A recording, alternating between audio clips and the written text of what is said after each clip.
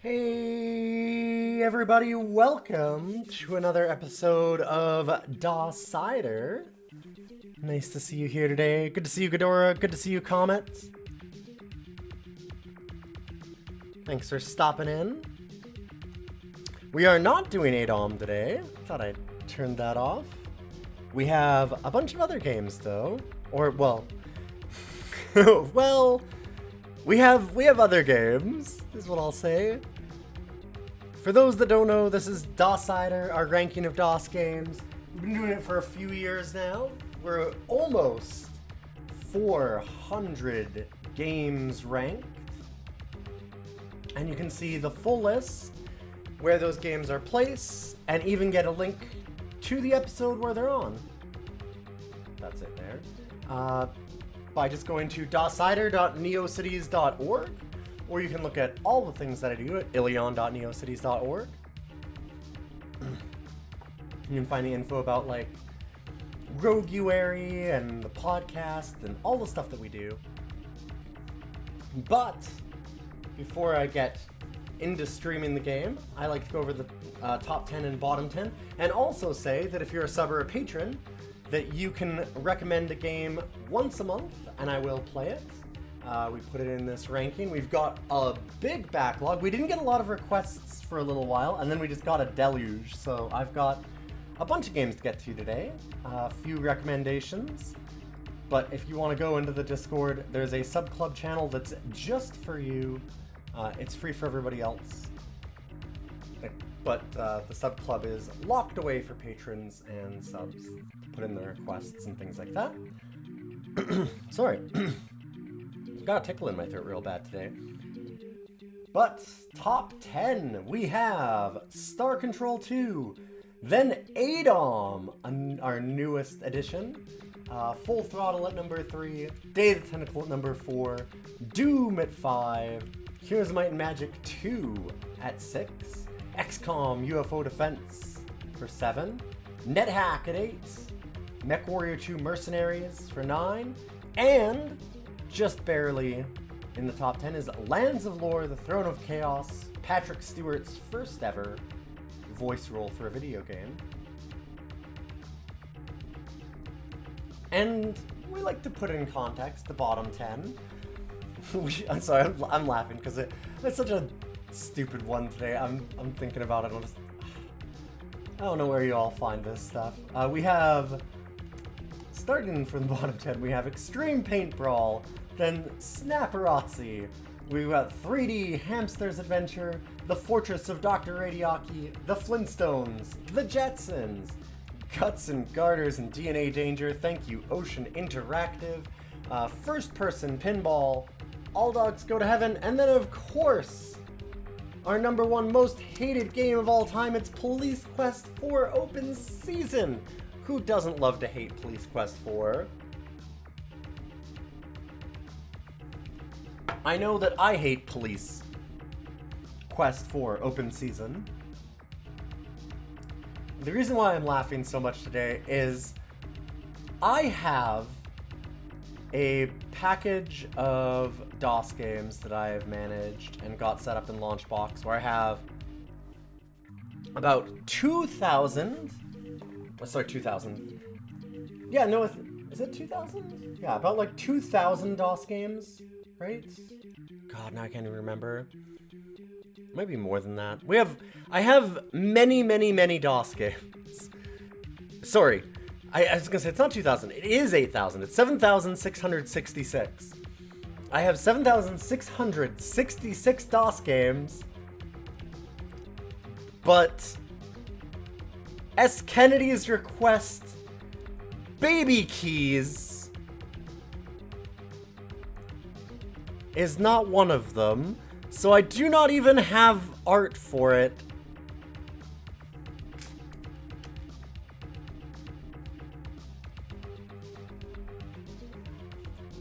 There's no art for this. It's just for babies. What are you doing to me? Kennedy, please. It's your partner's fault. Oh. Yeah, we should tell them that. That seems like a good idea. I know that when I always think that I really need to blame my partner for things when this type of stuff comes up. So I actually had to go to archive.org to find this. Because, god damn it, it's baby keys. Why are we doing baby keys? What the fuck is baby keys? I mean, I guess we'll find out together, won't we? So let's baby keys it up.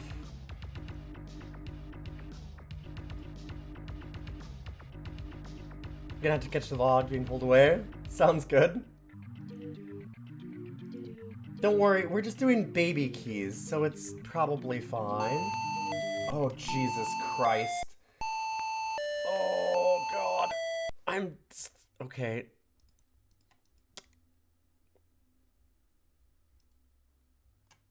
Baby keys.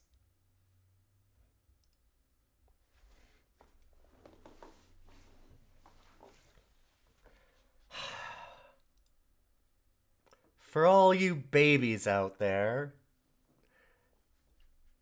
Hey, Boix, good to see you. I apologize. I didn't get a chance to talk with Tanya about which day would work better yet. I will do that in a minute. I'm pulling Boix aside to do a thing on the channel.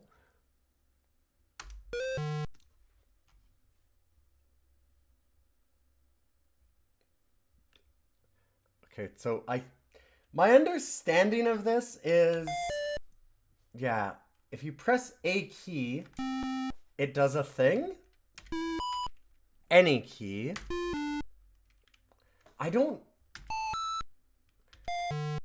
I'm guessing that it doesn't matter which key I press, but I don't know. This is literally supposed to be your baby presses it, and things happen that make it fun for baby. As certified baby, I'm very intrigued. Okay, I do need to check now, though. I want to know, does it just do this every time? Is it the same thing? No, okay, well, damn. I was gonna see if the keys did the same thing, but I guess that it's all just random.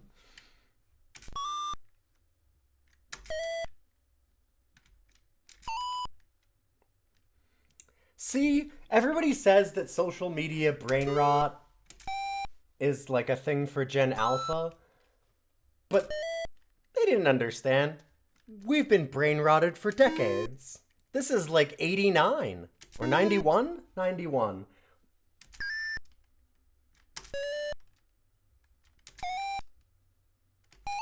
Okay, it bothers me a lot that it put gray on gray and blue on blue. Why is that bothering me? It's just a baby game.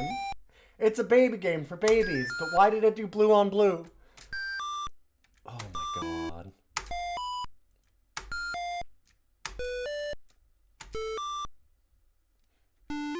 Alright, can we speedrun this? How fast can we go through baby keys?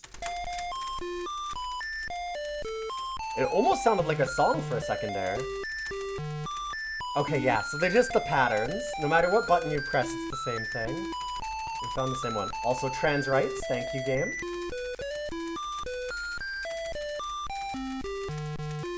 Baby Keys says trans rights, baby! Thank you, Baby Keys.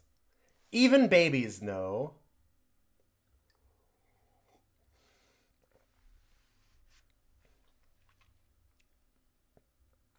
Okay, that's Baby Keys. We're good. Thank you, S. Kennedy. You got... I feel like that 5 minutes is more than enough time for us to rate Baby Keys from Multi Computing in 1991.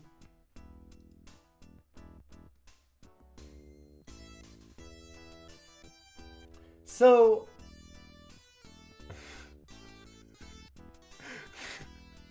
Getting mighty tempted to request kid pics for counting this as a game.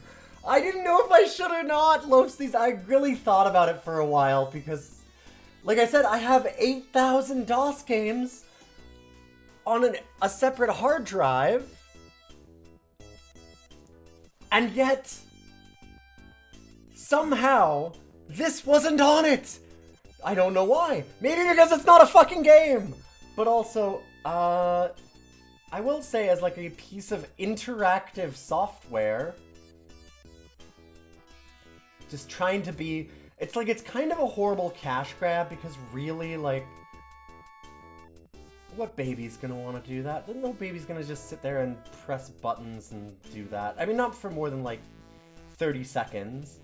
But also, if you consider, some baby's going to sit there for like what? Like a minute and 10 seconds hitting buttons, maybe? Listen, if I am like a minute and a half at most, right, on the outside, if I'm a kid playing a game on the computer, I'm gonna touch Taco Bell Tasty Temple Challenge for less than a minute. So I think it's gotta be better than that. Like, these are as much of horrible, terrible cash grabs and stuff as Baby Keys. And Baby Keys actually fucking works.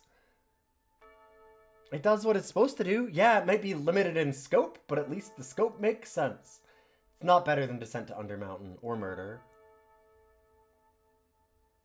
But it's better than Taco Bell Tasty Temple Challenge. You can basically make your own music as you slow it down and speed it up, and when you go really fast, it's almost half bad. Do not attempt to estimate the attention span of a baby. I can do my own attention span however I want, okay?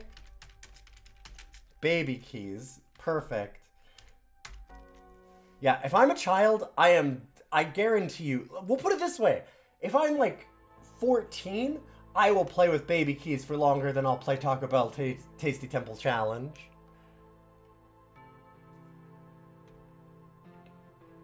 There, then I don't have to estimate a baby.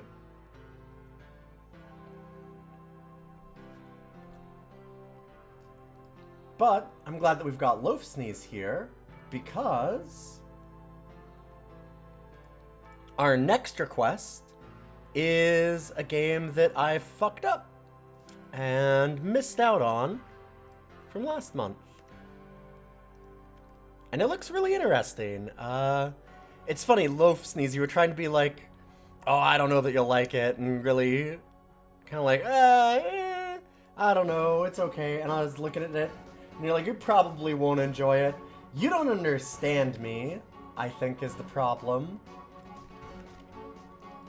So, there is a long-standing thing in my house where I am not allowed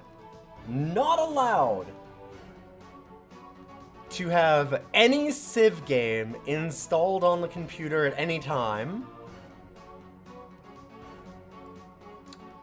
And this is Conquest of the New World. A Civ-like.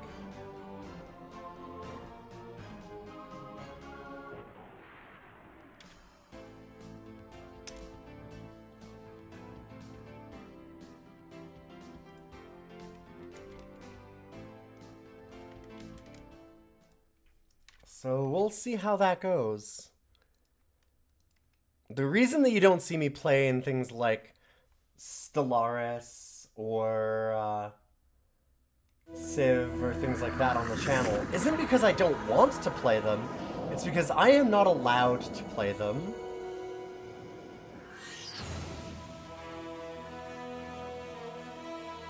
So I'm kind of excited about this.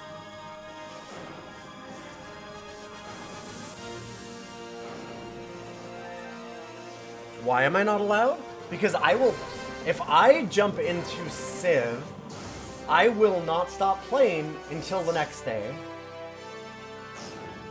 I'll get to like stream time and go, oh shit, fuck.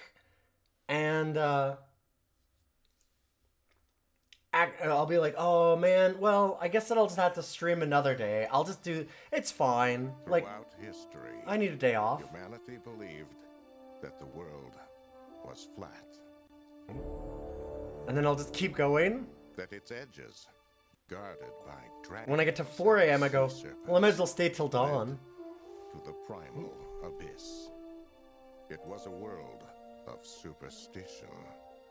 The Dark Ages Turn that of timer off, mankind. sorry.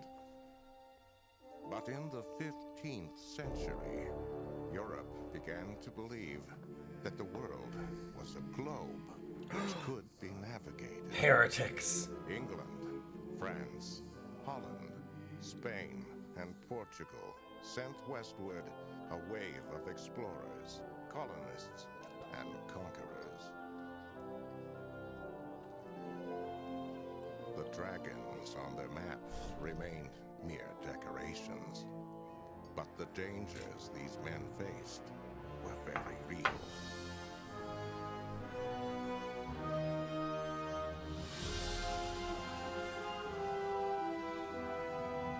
I didn't know that Quicksilver was still around. That's kind of neat. Loaf They sneeze. faced storms and starvation, disease and mutiny. And in the end, they found a new world.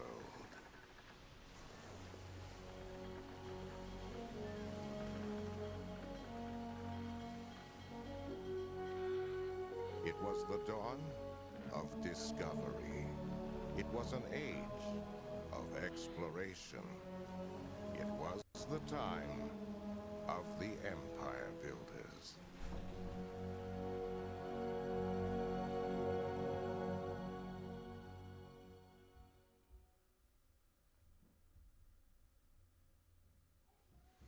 Right, it's Conquest of the New World.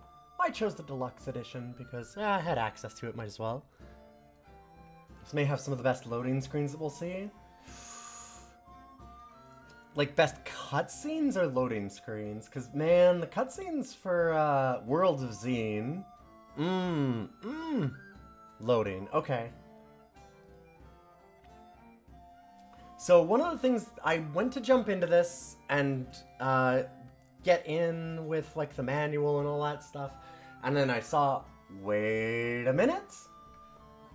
There's a tutorial. If there's a tutorial, I like to be like, alright, what do you got? Show me. Show me what you have. So we're gonna see how the tutorial goes. Although I do have a manual on the side as well. So if we end up getting stuck by things, we can jump into this.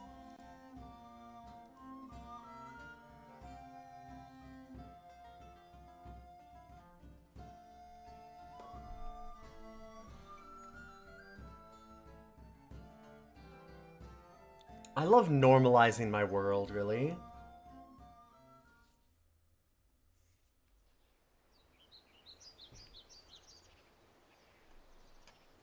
Each turn, you move your units on the map, found and expand colonies, produce and trade goods, and engage your enemies in combat. Sounds good. Greetings, adventurer! By order of His Majesty, the King of England, you are hereby selected as a candidate to become the King's representative for the exploration and colonization of the New World. Many trials and challenges will beset you on your voyage. May God bless and protect you. To prove your worth to the crown, the King has set forth a series of missions that you must complete. If you succeed, great riches and power await you. Should you fail, you will be brought back in chains and face His wrath, your wretched bones mingled with those of your failed predecessors. Well, shit. Discover and name at least 3 major features. Huh. By appointment to His Majesty, the King of England, our exploration party set upon forth from Plymouth on a misty morning in the year of our Lord, 1500, seeking to colonize and reap the riches of the New World. So, you click on the ships. This is a strange system, because you're like, okay, well, click here. Wait, why am I not moving? No. You click the ship and then you drag to where you want it to go.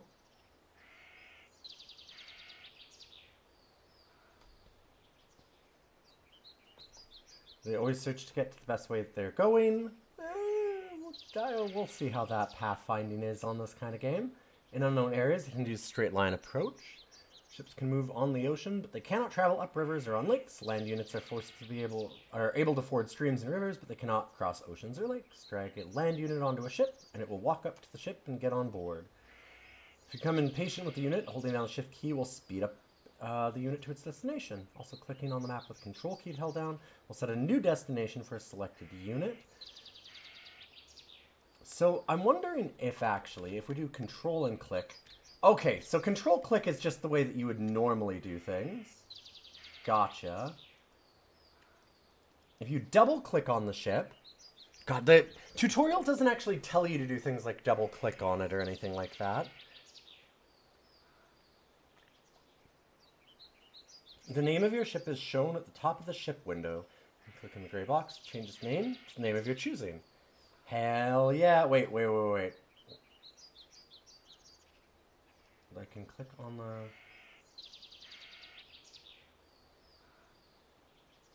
the gray box. What the fuck gray box is that? Maybe I have to close this. I probably have to close this window and then the ship will still be there. Click on the cargo for details. Moves remaining indicator, show how far the ship can sail. For the rest of the turn, to move your ship, click on it with the left mouse button and holding the button down, drag the mouse. Or as a quick shortcut, hold down the control and click on a destination, which is the way that you should just do things. Got you. Okay. I mean, this is back in the days when they were working that kind of stuff out. 96 is maybe a little bit late for that, but I can still understand why they would have gone this. At least they have it. Yeah, okay, you can name it now. I always find it, when you have a game that has, like, these moves remaining, like you were saying, Low Sneeze, the pathfinding is weird because different terrain has different movement costs, but you don't see any numbers. So I tend to prefer, like, I don't know, I ended up really liking, like, Rome Total War, and Rome Total War has a very similar system to this, where it's got, like, kind of, you know, just a bar that goes down, and it's got different terrain types and all that, and it's... Yeah, the movement costs are not always obvious. But I will say I tend to enjoy more when it's like Civ type stuff where you've got discrete spots on the map, so it's like, you know how far it's going to go, because there's nothing more obnoxious than being like, okay, I can make it to shore, I see, like I have like this much red left on the ship. And then you try and do that, and oh fuck, I don't have any red left on the ship. Like, what the... I'm like 1 pixel from shore. Why the hell can't I unload? It just causes some weirdness that way. It's not the worst thing. A lot of games have used it, but I tend to like it when it's more discreet. And then I'll adjust ship quickly when you reach land by clicking on disembark all. All the passengers will leave the ship and land up on the shoreline. All of them have our country's flag, so we know who they are. Got you.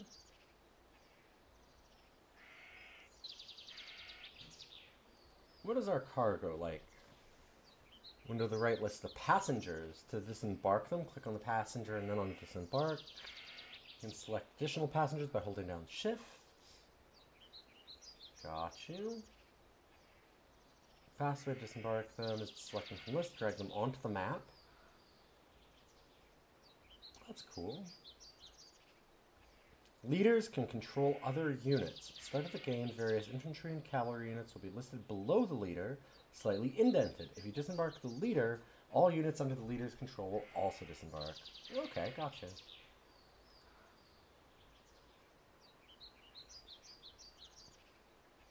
Moving the ship uses the movement of the units on the ship. Oh, it totally does! What the fuck? Why would it do that? Wait, what? There are 4 types of land units: explorers, settlers, leaders, and individual military units. Double-click or right-click on each type of unit to see more about it. The first unit you'll want to use. See, it's funny now, it's like, oh, double-click on them to see more about them. But you had to double-click it to get to this page to know that you need to double-click on them. I do think that's very funny. Explorer unit looks like a miniature Davy Crockett. Thank you for explaining what it looks like, because I couldn't tell that. Its expertise is in mapping out new terrain, especially good in mountains and on rivers. Use the Explorer to reveal the territory where your ship makes landfall. Look for large areas of flat covered with grassland. Okay, so we should like dump off an Explorer and then try and scout for the right spot, is what they're trying to suggest. Okay, see why when we start building our first settlement. Just like the ship, the explorer has movement remaining.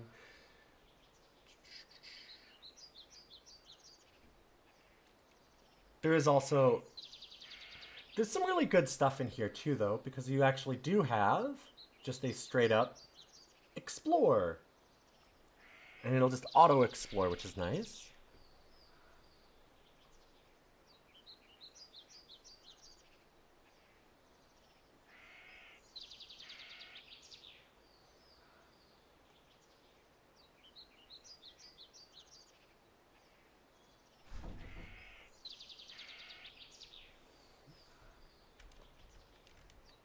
Alright, we'll just hold shit. That was a pretty bad exploration, actually. You went back to the area that we'd already explored, which is very funny.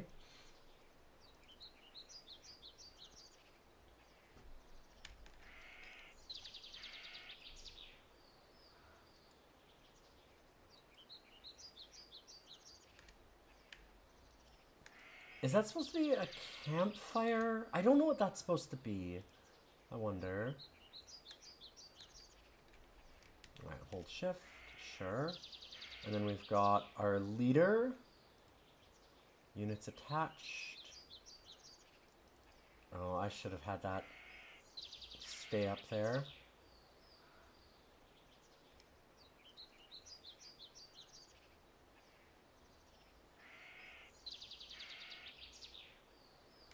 Okay. So it's just armies in like a Rome Total War kind of way.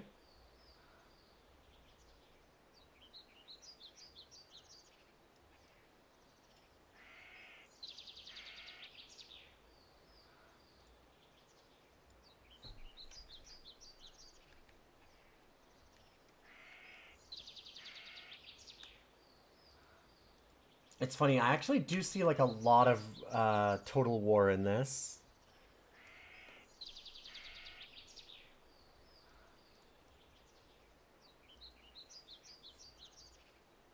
Just have it explore the coastline automatically, sure.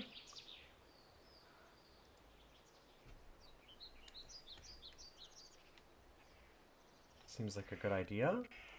I like that this has mouse scroll. That wasn't a thing that a lot of games necessarily had. Local streamer can stop playing a Civ like whatever he wants. Shh. Shh.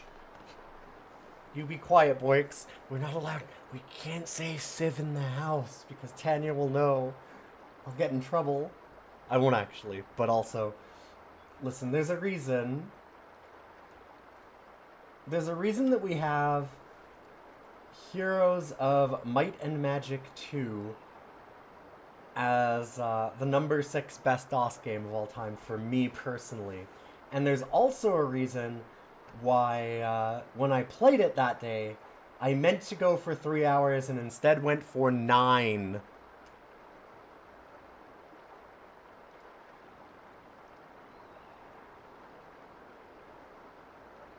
Okay, so it does pop up these did you knows so that you'll eventually figure things out.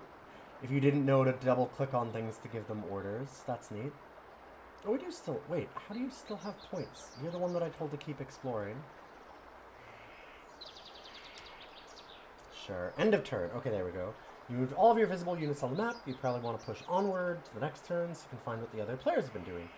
If you've already built a colony, you'll want to see how much your colony has produced. To end your turn, close this window, click the menu button on the status bar. Select end unit... end turn from the main menu. Or just use the end turn button that's right there. That would work. And it'll be saved to disk. That's very nice. Auto saves again. It's one of those things where you're like, well, yeah, I mean, of course it saves every turn. That is not a given back in DOS days. That is absolutely not a thing that would happen all the time.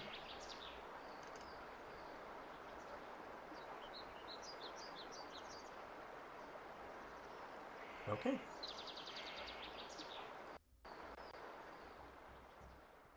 Vive la France! What is... What? -2. What is this?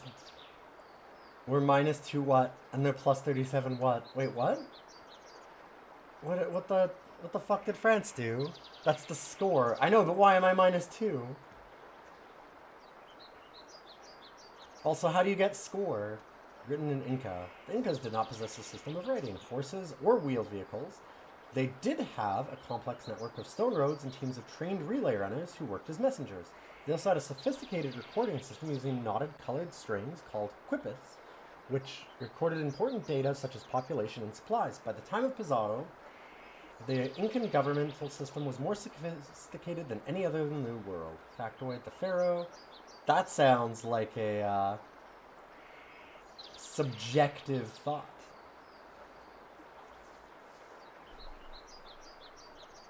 Usually the loading screens are a bunch more of these weird historical factoids. That's fun. Although Columbus was a great explorer,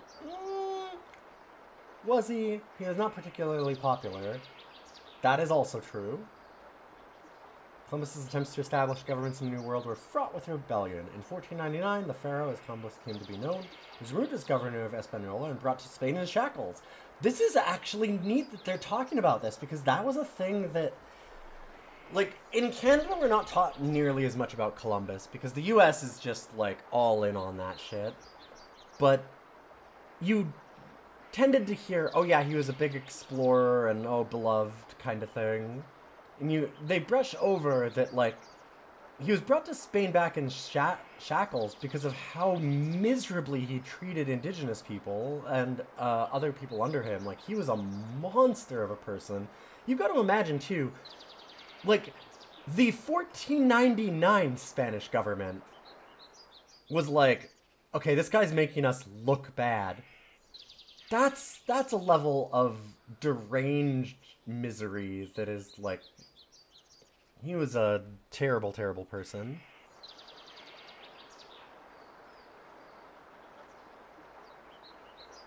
You never really heard much about him being in shackles, though, in, like, school type stuff. So that's cool they did that in 96 and just mentioned right away. Yeah, no, he was a fucker. Did you know that? Did you know what an asshole Columbus was? We have discovered an emerald deposit. We'll claim, sure. I don't know why we would find instead of claim.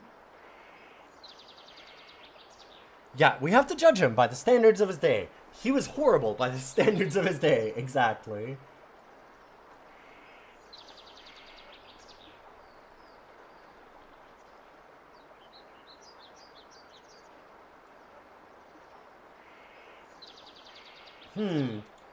Methinks the pathfinding is 1996 pathfinding.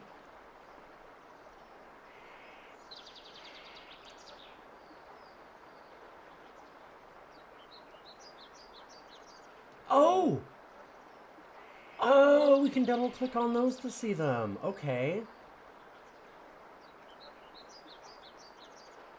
Can we, like... I don't want to declare war on any indigenous tribes. Can we just go say hi to them? Destroy, capture, forget it. Never mind. Okay, we'll do that.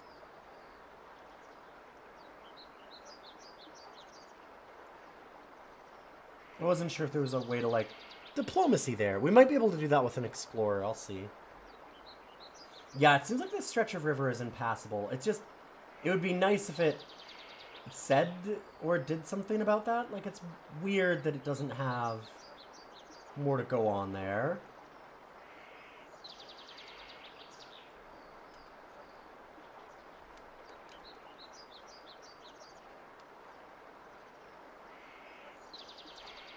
Also, is this...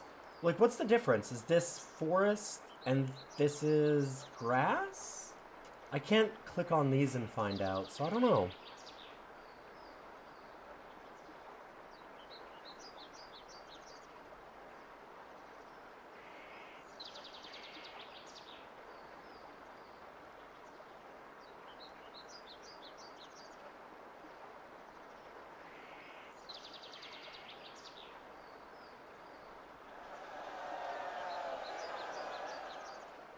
Ah, an iron vein, too. Alright.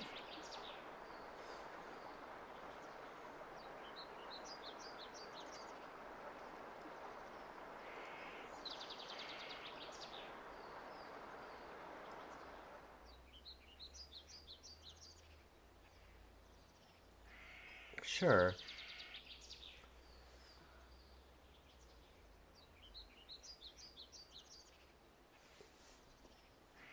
Oh, did it say that and I just missed it? My eyes kind of glazed over. Fair enough. And our mission is still to just establish landfall, discover and name at least 3 major features, which, interesting. We haven't seen that part yet.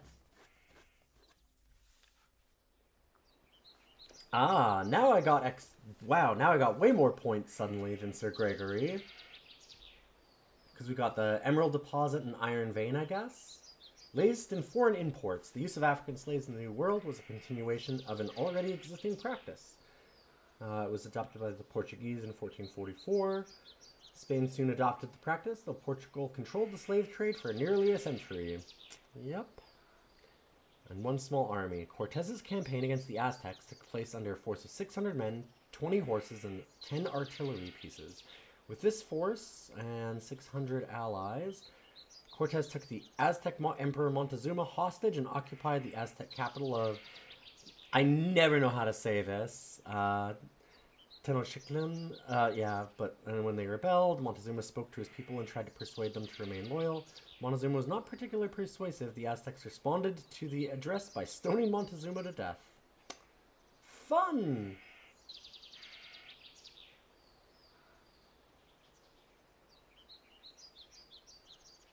Oh, it takes like a turn or two to get the claim, I guess? So you gotta file the proper paperwork.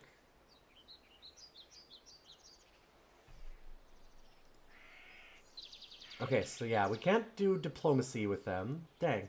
I was hoping that we would, like, be able to go and interact with that somehow.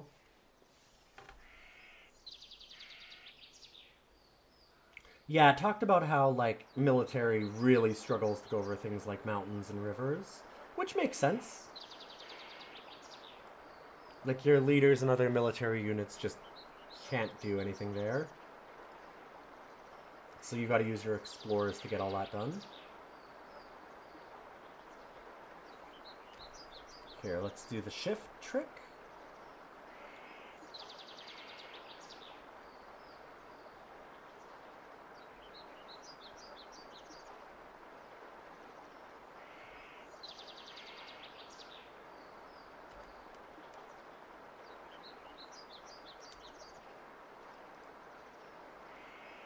And we'll just auto-explore the ship again. There are a lot of little encampments all over the place here.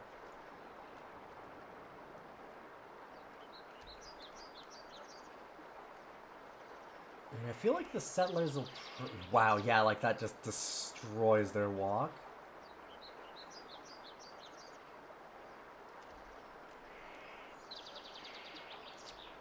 I'm gonna guess that we want to go here for our settlement.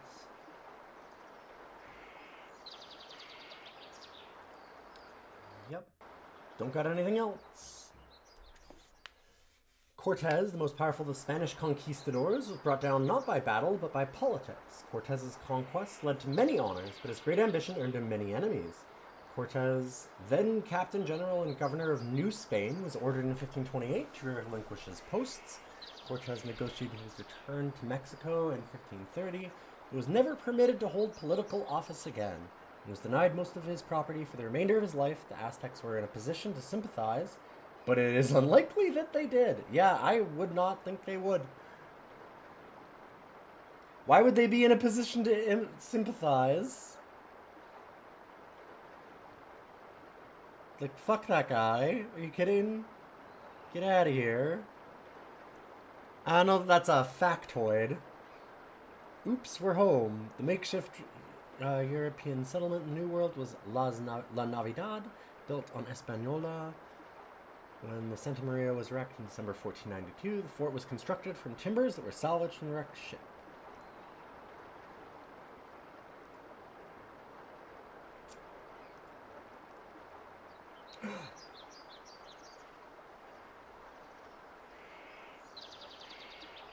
The French are here.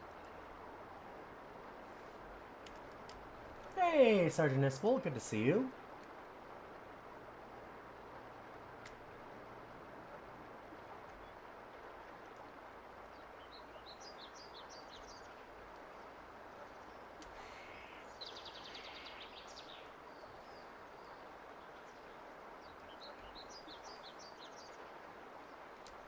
Yeah, if we can, this is where we're going to want to settle, I think.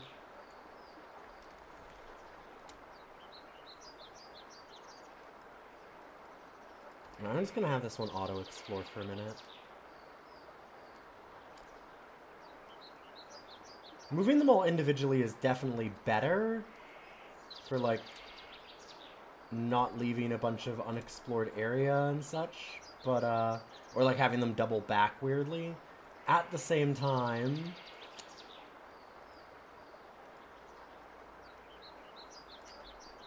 it just takes forever.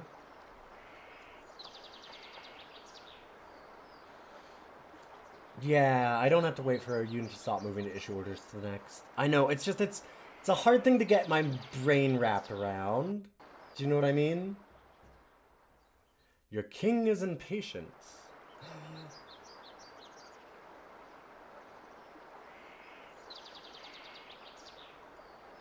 I'm like, yeah, I know I'm supposed to discover and name features, but like, I don't know, we've got landfall. What other features am I supposed to get? We've claimed some stuff.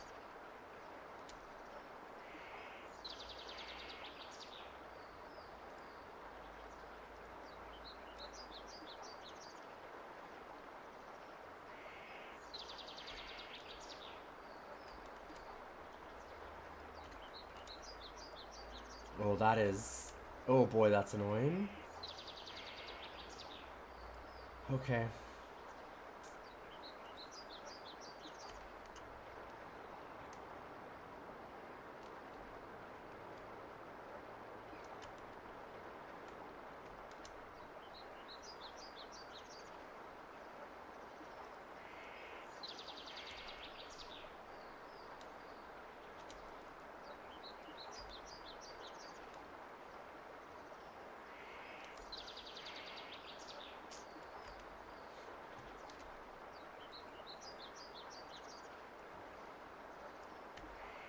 It'll be very funny if we fail the tutorial.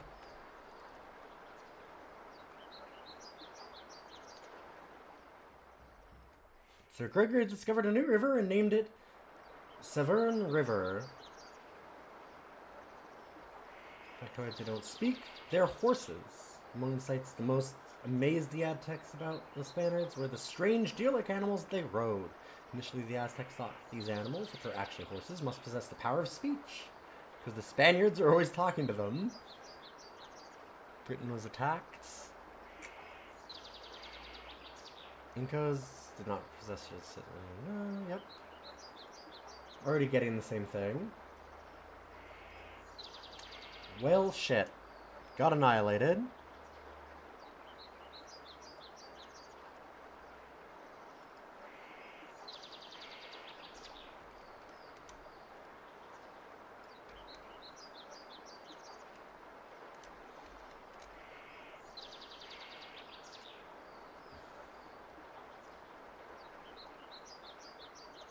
Let's go up this mountain, see if we can find something.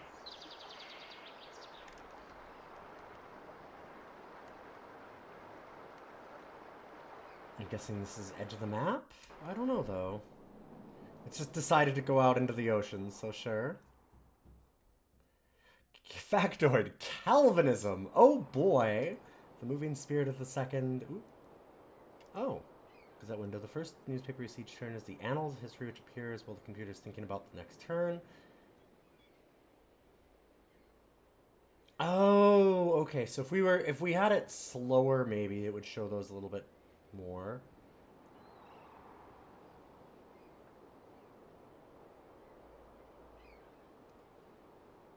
Interesting.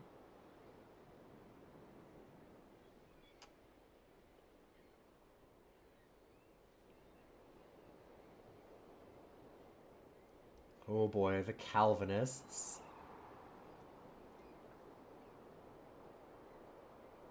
Yep, there's the elect and reprobates. I love Calvinism for... Okay, so there's some people that God has preordained to be the best people, and that's me.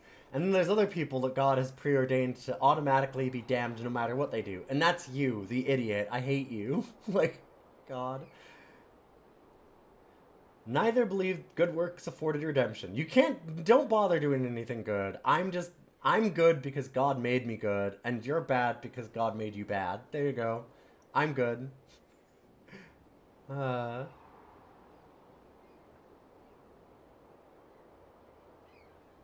it also contributed to the rise of capitalism. Perfect.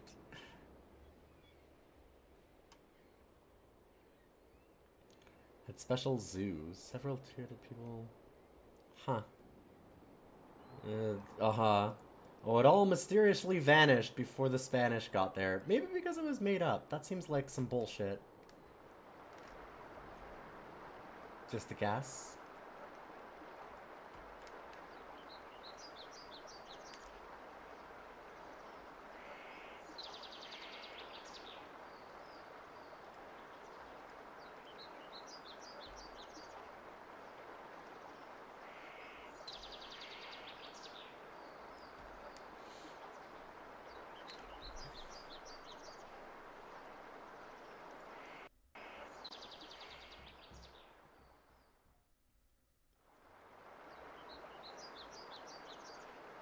Get your mission done. I'm trying, okay? Like, where's the summit of this mountain so we can name it? There we go. At least there's one thing.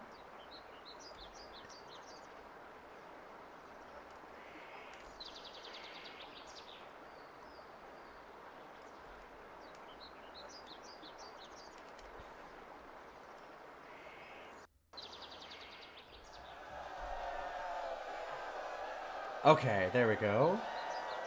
Because we finally we'd gotten 2 things, but we couldn't find the 3rd. Perfect. Now that you've proven your worth, you shall be granted the opportunity to show your mettle. I love the idea too that it's like, oh, we found an emerald deposit and an iron deposit. And it's like, wow, those are both valuable. Okay, find something else. Fuck. Shit. It's a river. We found a river. Don't worry about it. It's, rivers. Like, equally valuable.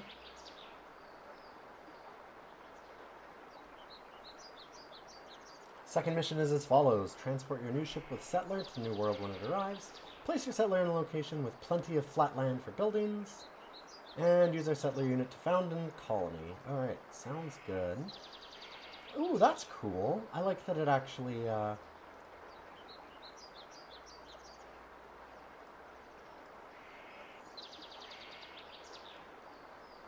shows the names of things on the map.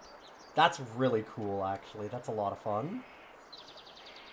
Especially because if I'm playing this back in 96, I am naming some dumb bullshit.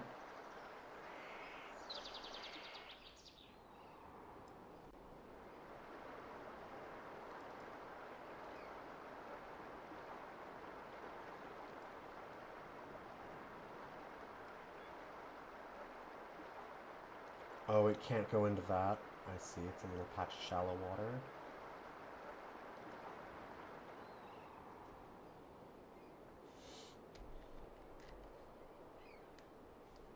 Being able to see all of your very, very good names on the map would be a lot of fun.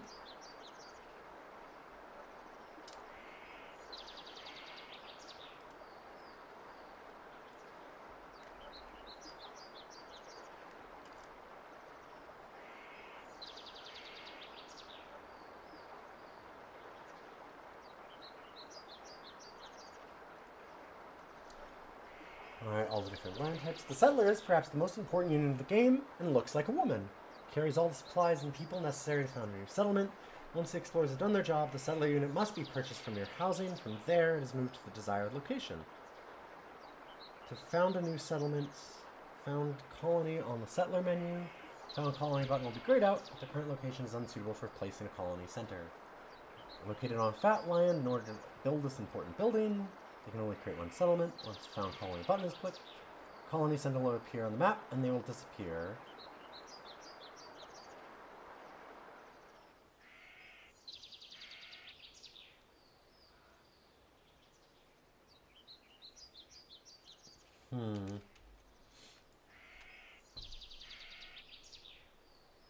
Buildings must be placed on flat land to a certain distance from the center of the colony. You make a choice in the build building menu.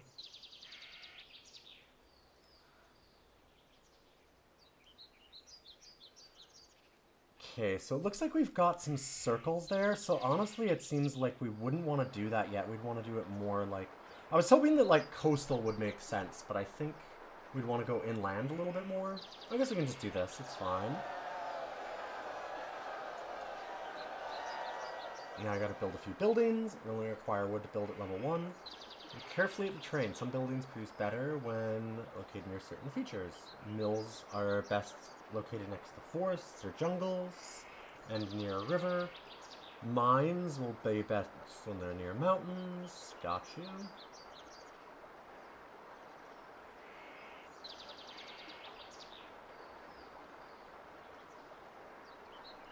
Right, click on Colony Center. Build building. Start by building a farm. In a new colony where people consume 2 crop units each turn, believe if you don't have anything to eat, you get 2 crop units per farm. Sure.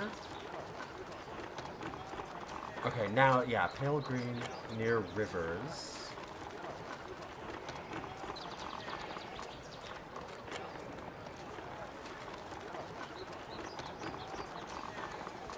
Alright, we'll have to see how that looks. Build a farm, click the farm button in the build building window. The place will change to a farm, and then you can place it anywhere near the colony center. This is a great little game. I'm really enjoying this. This is my style for sure. Yeah, production is up higher. Production's lower there. Production's even higher there because we're next to the water, I guess. So it doesn't necessarily have to be a river. I'm guessing that it probably just counts any water.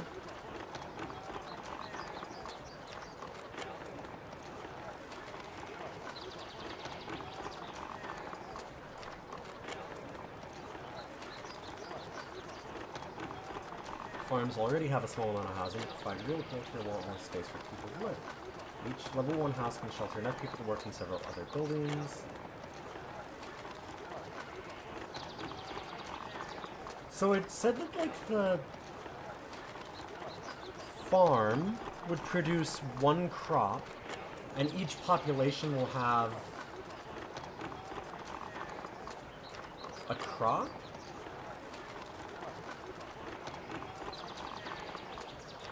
Huh.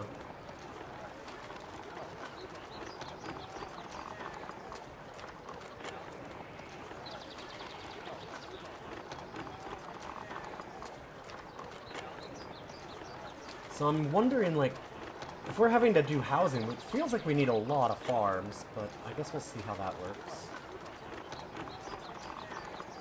20%, 26% there.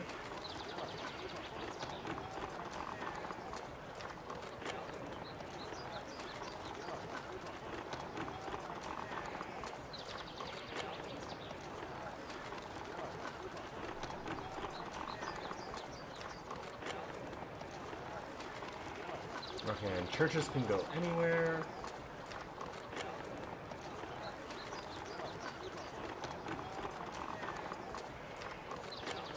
So on a dock and trading post at some points, you can trade commodities to another country.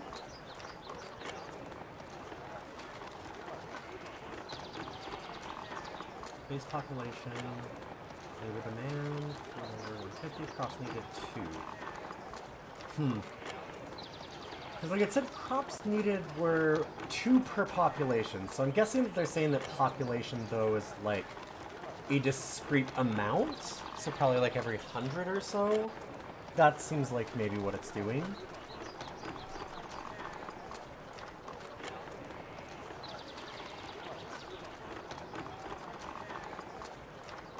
Yeah, exactly, low sneeze. It seems like it's, like, for every so many.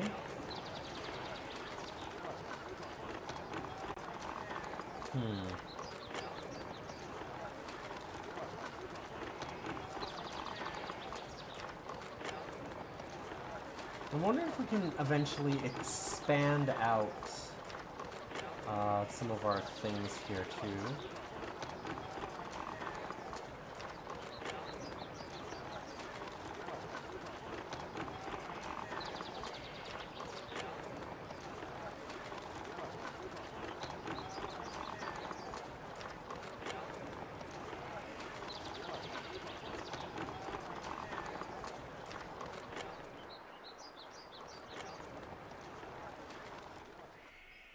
I do like our ship. It's a good one.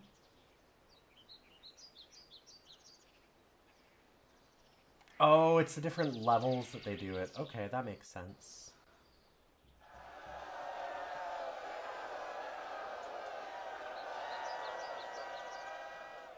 Your skills are many, but you still have much to learn. Your colony is small and ill-equipped to weather the many hardships of the new world. Our third mission is to get 20 wood, 5 metals, and upgrade our colony center.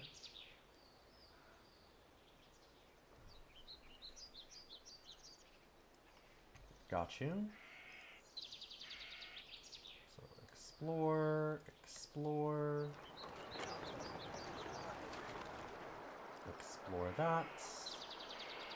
Get this unit to kind of start moving back towards our colony, I guess. Would make sense.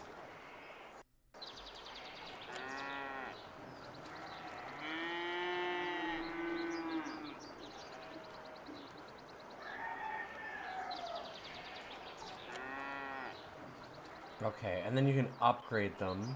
Got you.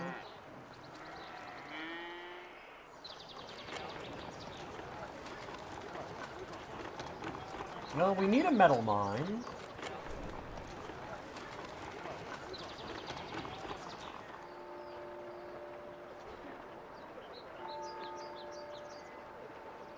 If you are close to an additional herb special discovery, you'll get an extra population growth modifier.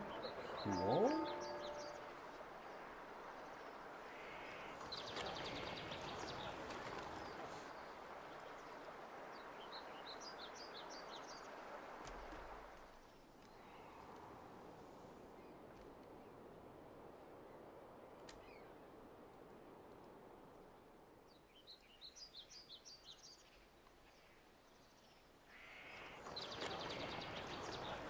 One thing that I wish that we could see...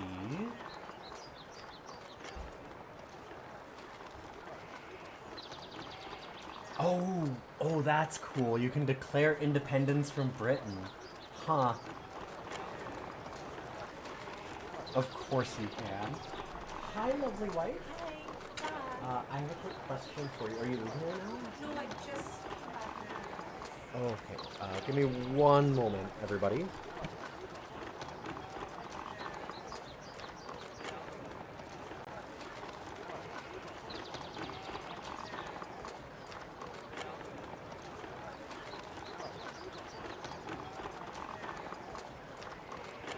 Alright, we're back. Thanks, everyone. Sorry about that.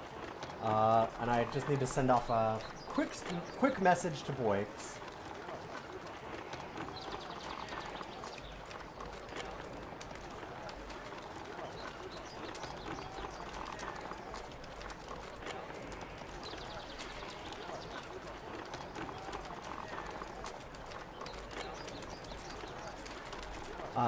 Like I said, I'm arranging a stream thing with him.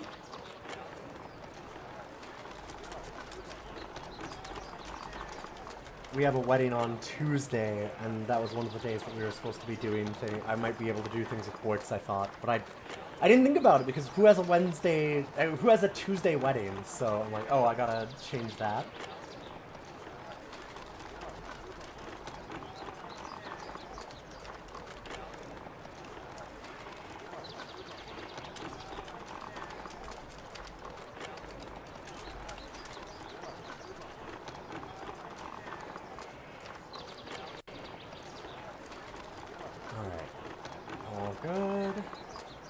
Build anything else. We needed wood, we needed metal.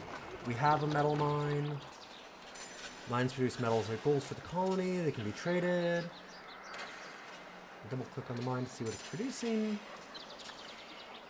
Nothing. That's not great.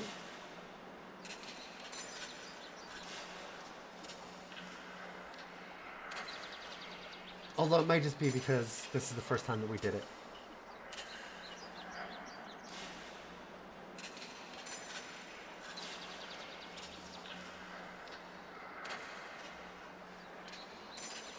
I wonder, because we've got like the special modifier, like we did do a special discovery. I'm not sure if that means that it would go to all of our colonies when we have like, because we found the iron, deposit. So I wonder if that actually... Range 20? Okay, so that's what it is. Got you. That's cool. It does show the range for it. So if anything is in this range, that'll get the bonus. Okay. Oh, yeah, it is being constructed. You're right. I just started it this turn. You are correct. Stay dry and die. During the 1640s, the Hurons were being overwhelmed by the Iroquois. The Hurons' French allies agreed to supply the Hurons with badly needed guns, but only to those Hurons who had been baptized first.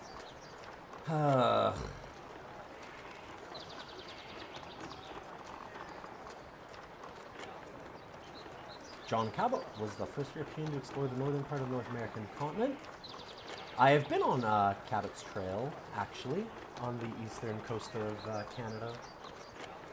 It's an amazing trail on the east coast, for sure. It's really, really neat to drive around it. Like, the coastline there is incredibly beautiful. During his second voyage, he sailed northward along the Greenland coast, believing he would find Japan. His freezing crew, who developed a justifiable skepticism, as well as frostbite, mutinied. And he died right after. Hell yeah. Yes, rivers increase mine activity, and so do mountains.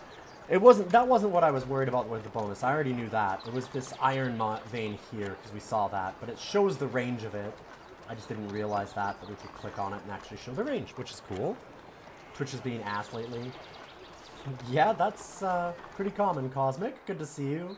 Were you not getting notifications or something? Okay, we don't need to attack them or anything.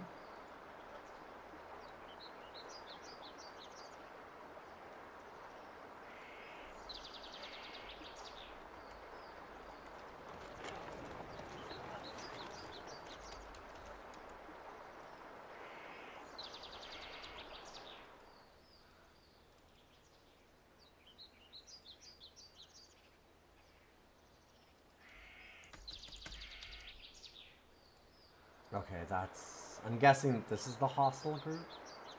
Yes. Let's go away from there.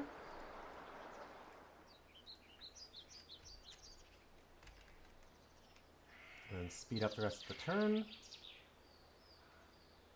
It's really neat to be able to move everything at once. Although, I tend to like seeing where...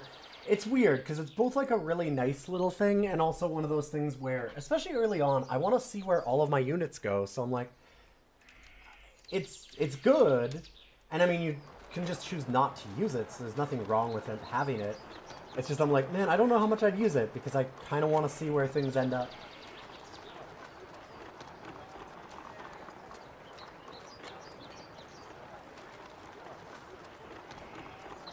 Okay, the status bar at the top of the screen thing is kind of killing me, because it's like... Is this the status bar? Because it hasn't told us shit.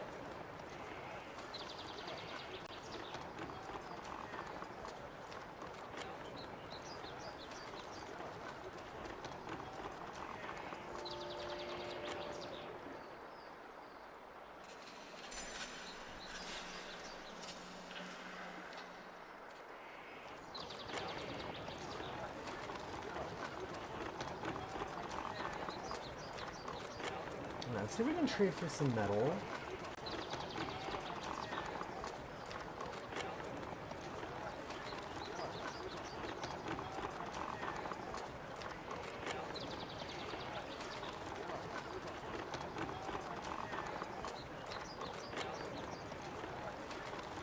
Like, we'll just do this. Might as well go quick, right?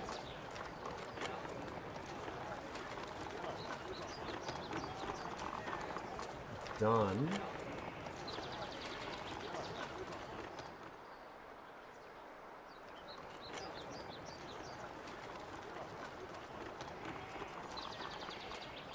It's the main menu for Conquest of the New World Deluxe Edition. You can bring it up anytime during the game by right-hand status bar, blah blah. End of turn, click end turn. Unit list provides browser, shows all the units in the game. Home C button lets us see emissaries of other players, send spies and saboteurs, pay our taxes. Oh, and that's how we can rebel against people. Got you. Spy missions. It's fun.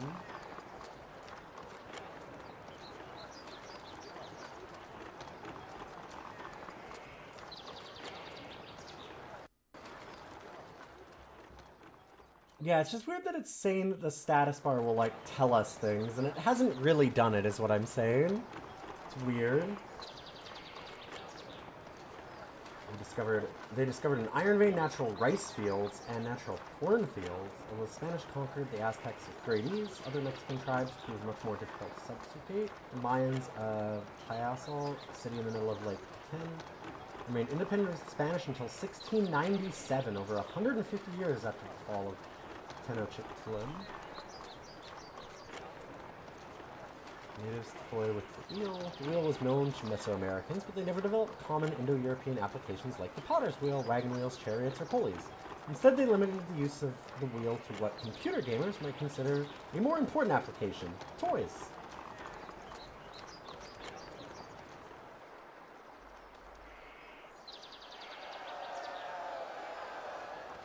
I love Hoopstick.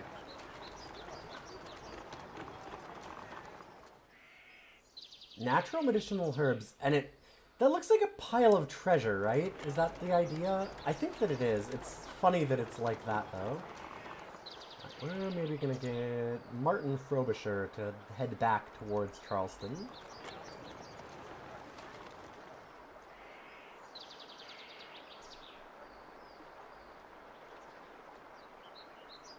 Yeah, we can zoom in and out like that.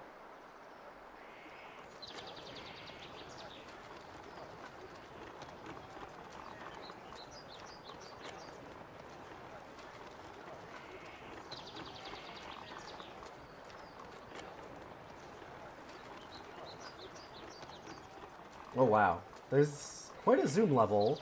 Oh my god.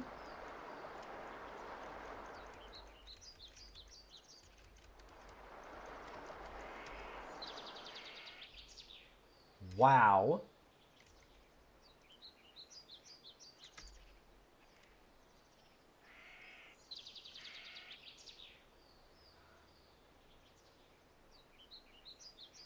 Huh.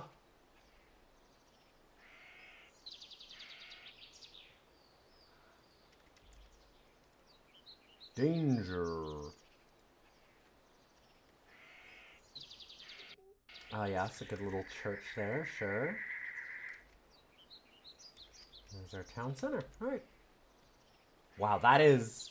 The level of zoom I was surprised at. I knew that there was the zoom stuff, I just didn't really think it would be that extensive.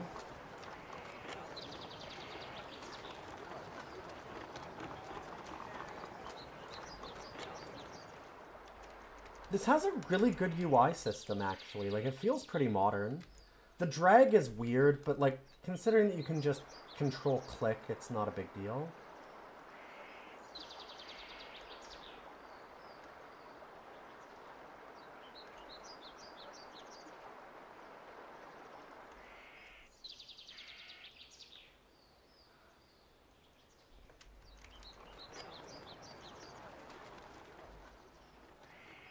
Alright, let's just circumnavigate North America real quick. Very simply.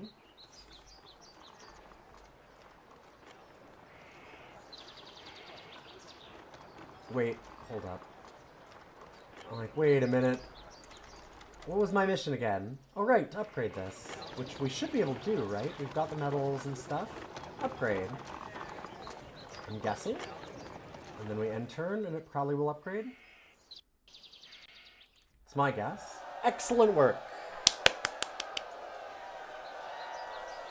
Upgrading our colony, you're taking the first step forward to self-sufficiency. In order to compete effectively with other nations, you must obtain and make use of all the resources at your disposal. You must build armies, dispatch settlers to make additional colonies. Perhaps you will even wish to wage war, but if you do, make sure your king wishes you to do so.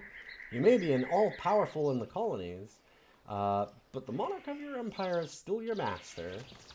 Final mission. War. Onward to battle. A challenger dares to claim the riches that you've discovered.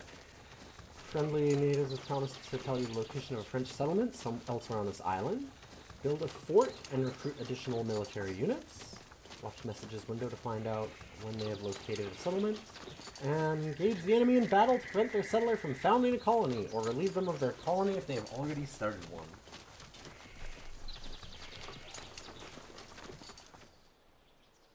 Sounds good.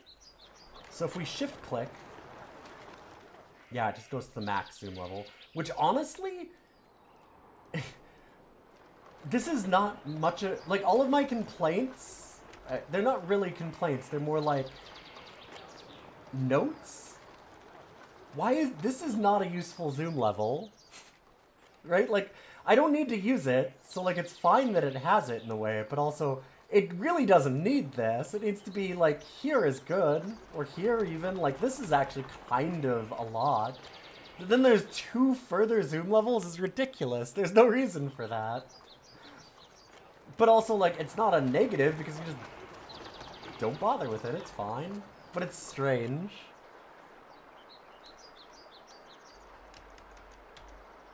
Like, that almost sounds like a complaint, but I swear that it's not, because realistically, like, it doesn't actually matter,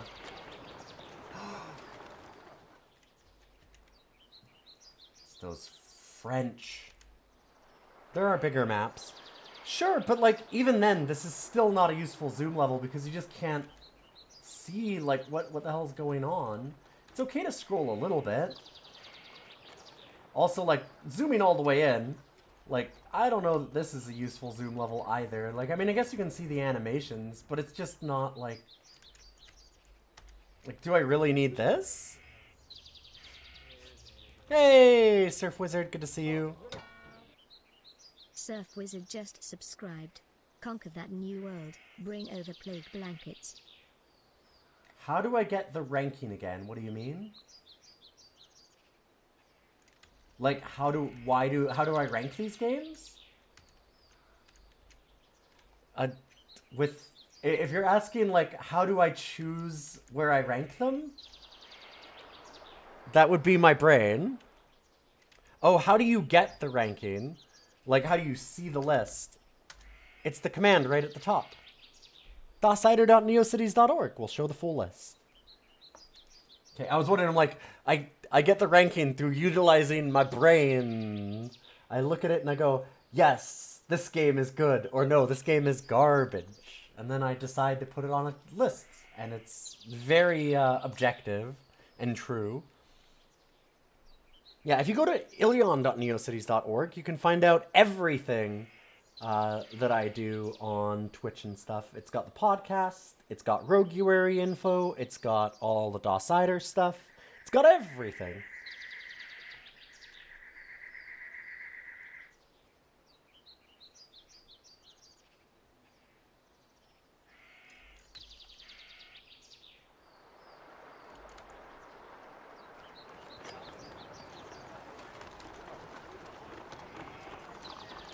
Yeah, like I know there'll be larger maps, but it's just, I can't imagine the zoom level is ever really that useful. Like, maybe this one I can see if it's a really, really, really, really big map. But, like, I don't know, I feel like you would be just fine, like, here, right? And then just scroll around a little bit. Like, that seems fine. The zoom level's kind of wild.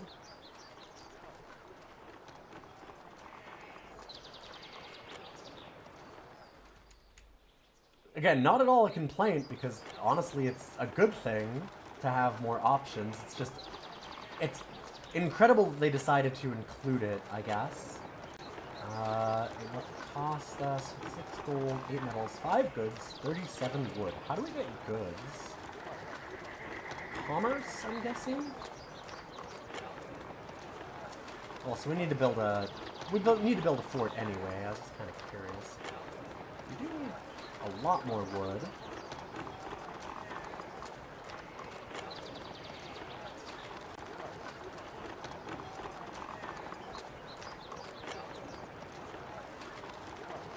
Oh, we're just getting +1 a turn. What if I did a second mill? Huh?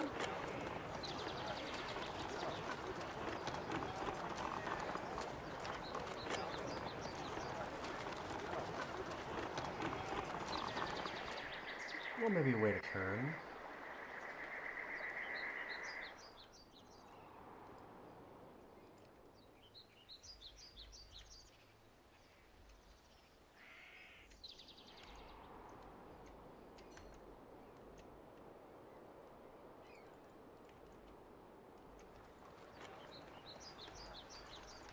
Try and find out where those French are.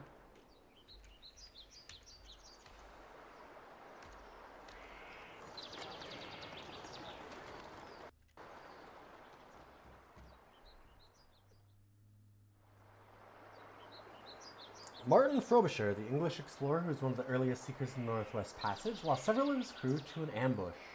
Frobisher decided that he needed to capture one of these indigenous, so he began ringing toy bells and hurled them off the side of the ship.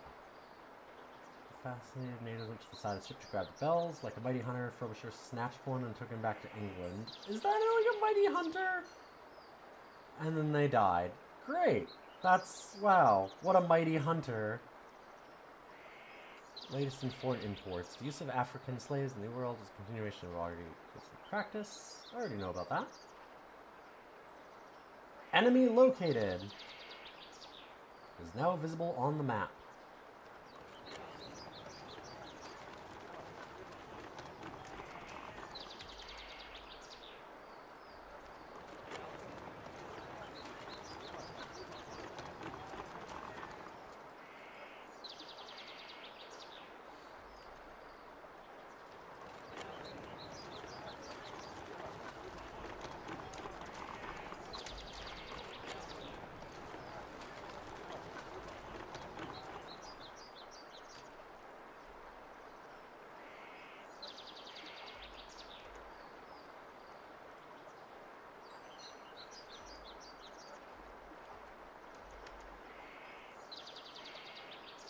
Oh man, they have like a topaz deposit right at their spot. Lucky. And a bunch of medicinal herbs. They found a much better spot to put down their original settlement than we did. That's for sure.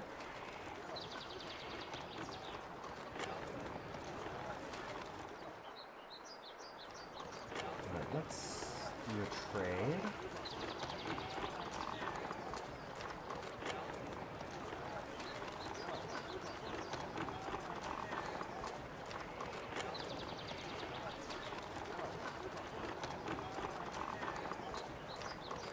Oh, you can right-click.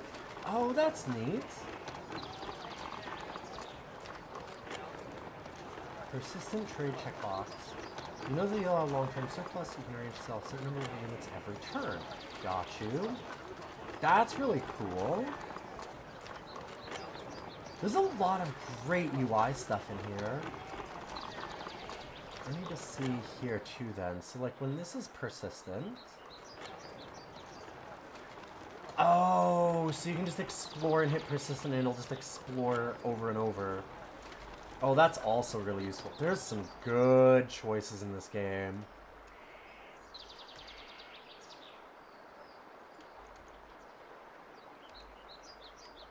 Dang. I should have been doing that.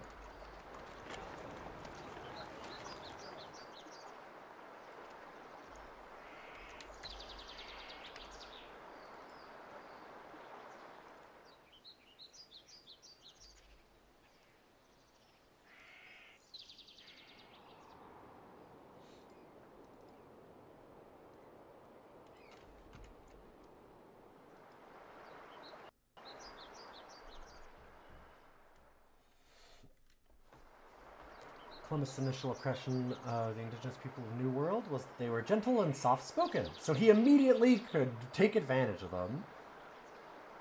Yep, this impression soon changed once Columbus realized he could make a profit from the slave trade. Soon Columbus equated men with beasts, began talking and selling head of women in the same manner as a rancher discussing head of cattle. Ugh. Francisco Pizarro settled in Panama in 1519, but soon became discontent with the life of a mere settler. He collaborated with Spanish soldier Diego de Almagro to conquer the lands south of Panama.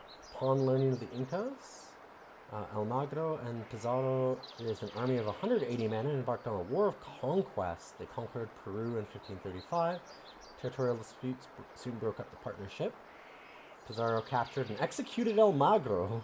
But Almagro's followers assassinated Pizarro 3 years later. God. What a lovely group of people.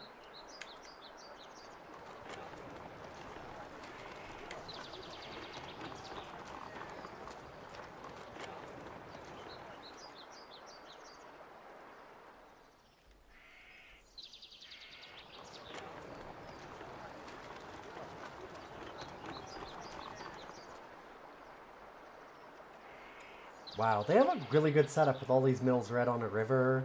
It's like they knew what they were doing. Like, I need to have mine here, but we don't have any room to get there. Dang.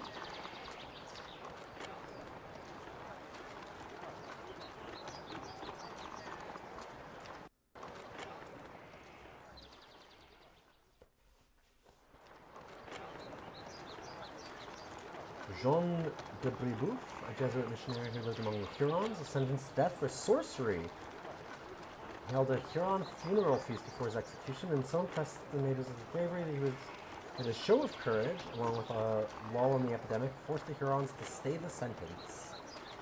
The Italian navigator Amerigo Vespucci boasted that on his 1497 voyage he reached the American mainland before anyone else did. Scholars who have studied the historical records doubt that there ever was a 1497 voyage.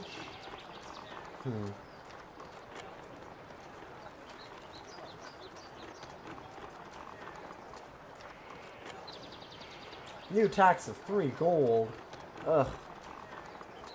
Rebel! Independence!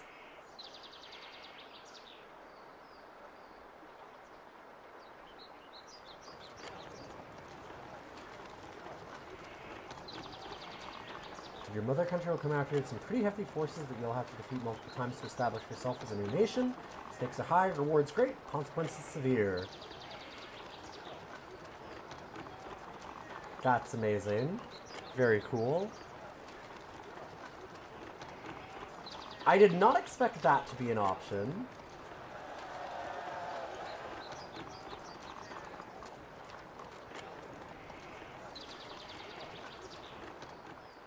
Yeah, and these guys just are automatically moving. Neat.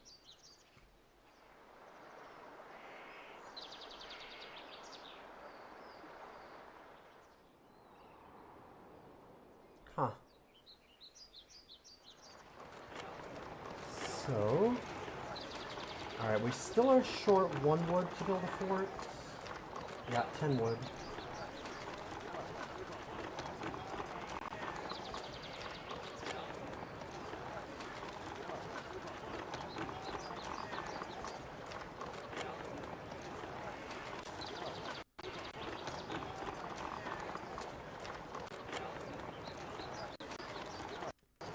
Alright, we'll do that. I don't have enough gold left to actually pay them. True. We'll get it, though.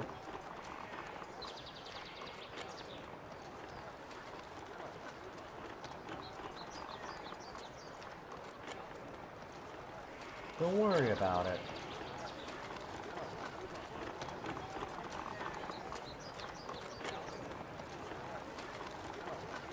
Eight wood. Ugh. Fine. Production minus 59%.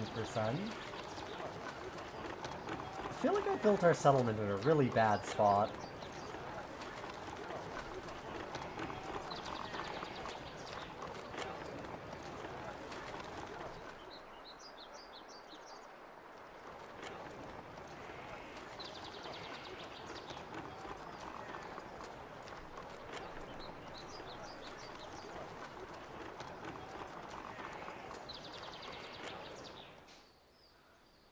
They have such a great spot there in comparison.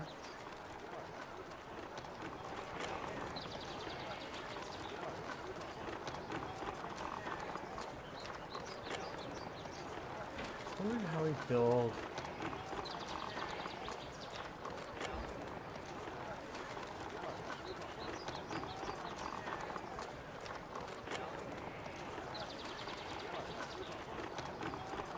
Yeah, we're gonna need to build one of another housing here soon. I guess I might as well just do it.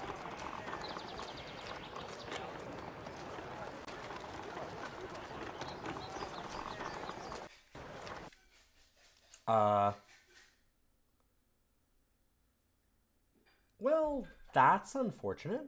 We should have an autosave though.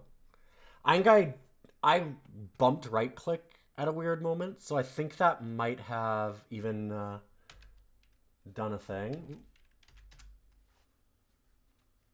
Let me just see. That crashed. So, I mean, I'm not sure if it was a crash so much as, like I said, something actually changed. Let's see what we got.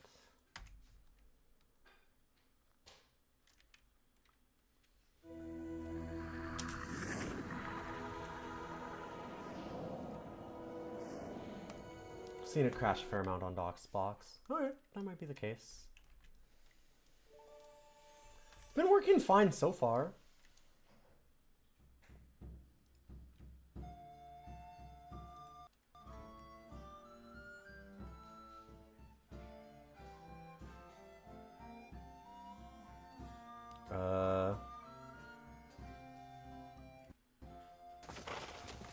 Ooh, okay. I guess that's what happened, is I probably clicked a thing here.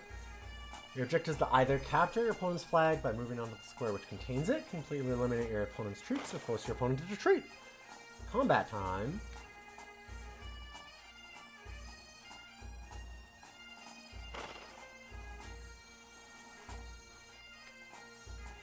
Cannot move or shoot diagonally. Oh, we're back to Dungeons of Dreadmore again. No diagonal movement. What's happening? Move or attack with units by left-clicking them with the mouse, and then left-clicking on target square.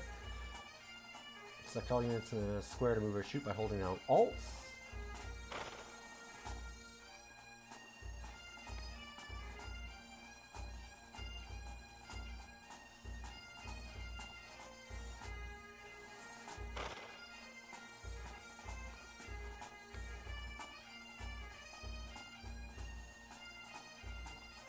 Okay.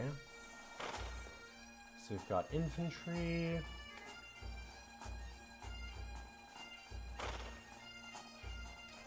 As it takes damage, strength drops, number of hits. Example of 3, has strength 5 units, that has taken 2 hits. Got you, okay. And it dies when the strength reaches 0. White strength numbers are actual military units. Red strength numbers indicate militia units.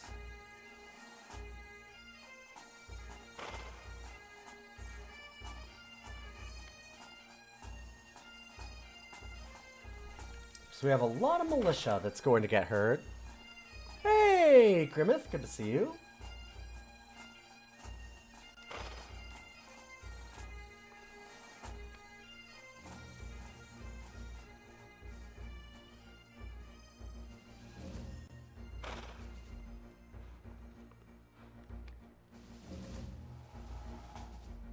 Cavalry units can move 2 squares. Fina is engaged. Ooh.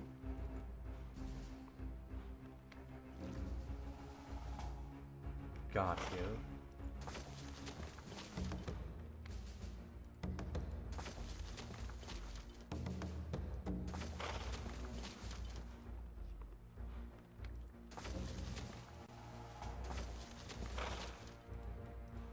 Seems good to have a bunch of stacking units.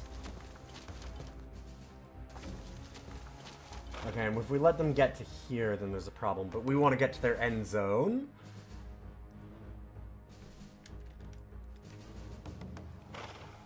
I see.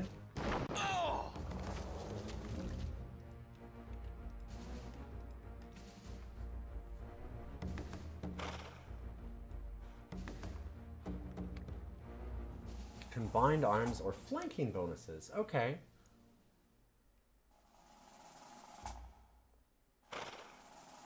Or we can do Alt and click, I imagine.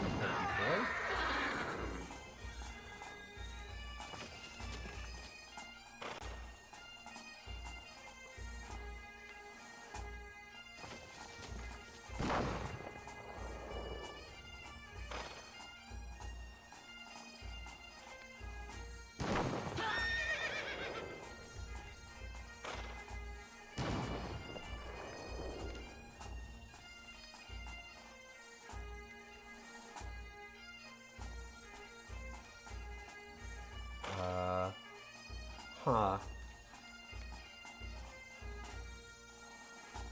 Oh, we can't do more attacks. Got you.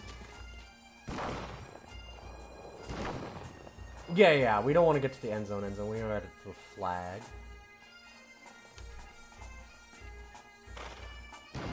That's why only 3 of them did anything. I see. Huh.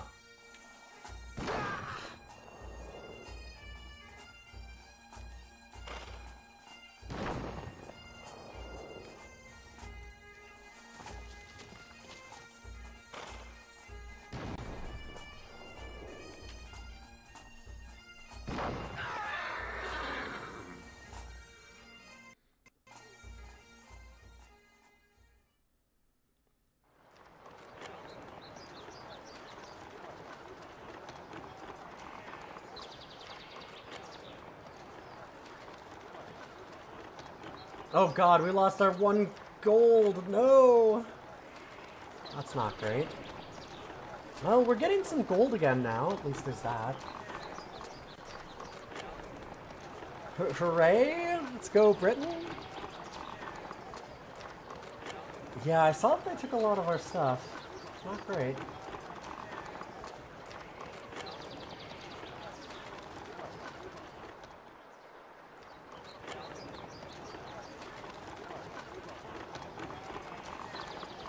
Okay, we definitely needed to have done some things differently here.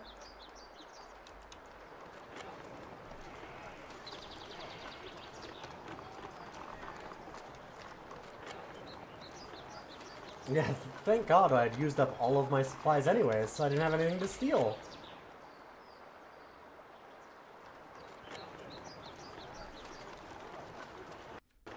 Whew! Good for me.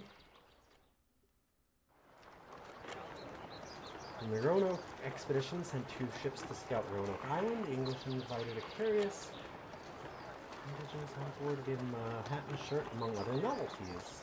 Not content with simply receiving the gifts, they left to return a short time later with 2 loads of fish.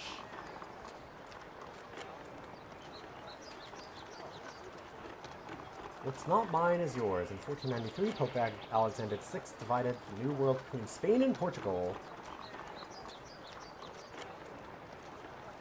In Colombia, when told of this in 1512, remarked the Pope must have been drunk to give so much land that didn't belong to him, Catholics.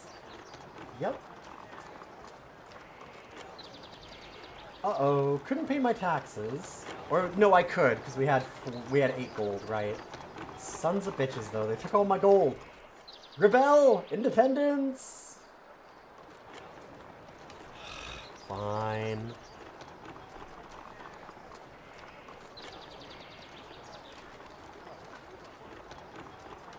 This really does feel, Total War. Like, it's definitely different, but it's got a bit of that feel, which is a good feel. I really like the Total War series.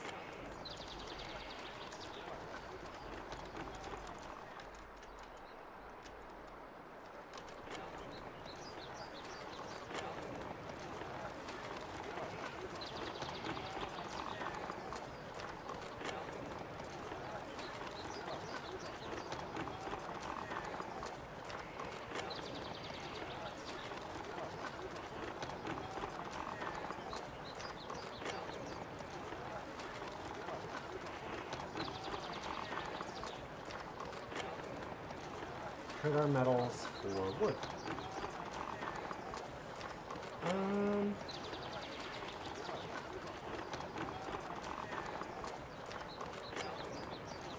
Sure, let's do something like that.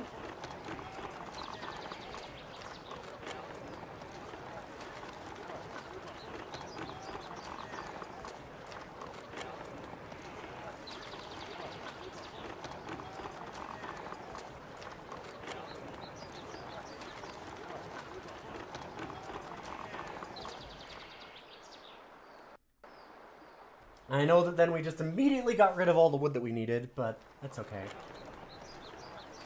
Is it soup yet? When Hurons traveled, they lived off a mashed corn broth called sagamite. Europeans exposed the segment were not eager to eat it, partially because stones used to mash corn were dirty, and partially because broth was eaten in birch bark bowls that were also used as urinals. Sure.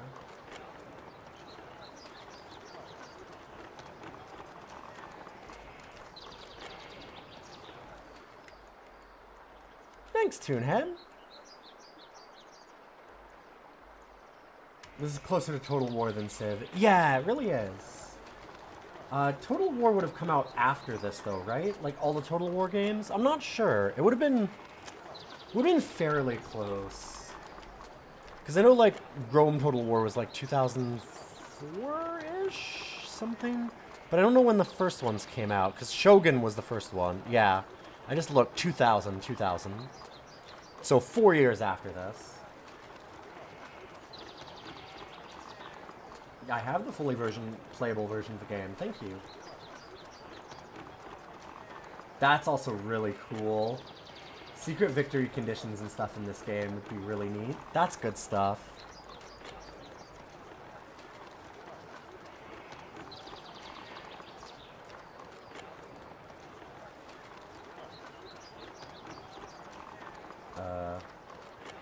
Okay, so I guess that's because...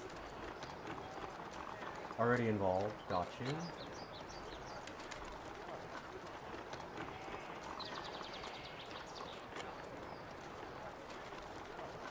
I'm not saying forget it, because we probably can't actually get close enough to hurt this explorer. Not even close.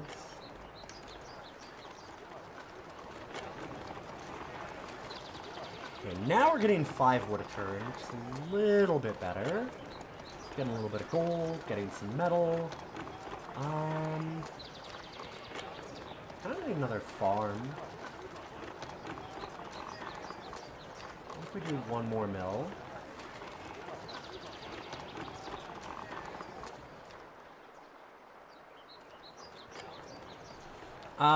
We were assigned British at birth for this one, but we should be able to play as an indigenous group.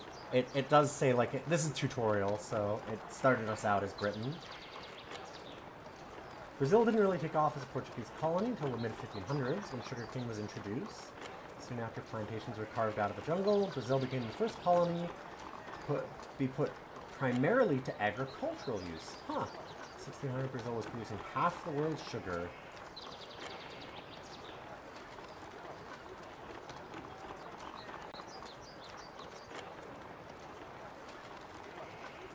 Jesus Christ.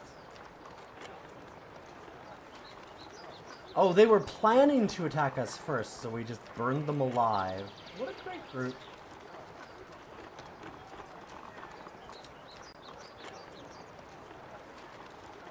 Well, I don't have any goods, so no. Sorry.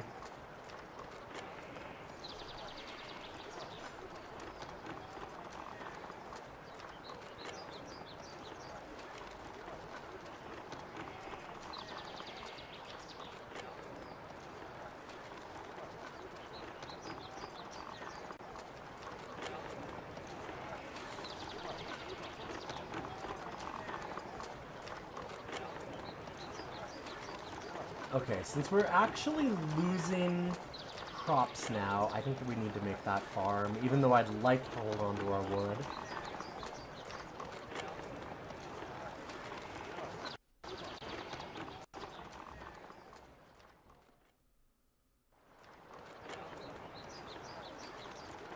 On the Roanoke expedition sends 2 ships. Yeah, we saw that one.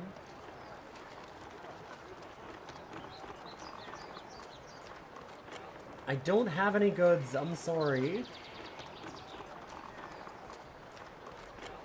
We killed another French explorer, though.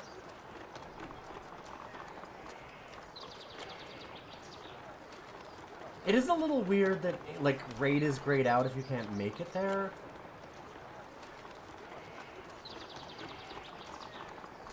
It feels like you should still be able to, set an attack and just, like, leave it as persistent or whatever to get there.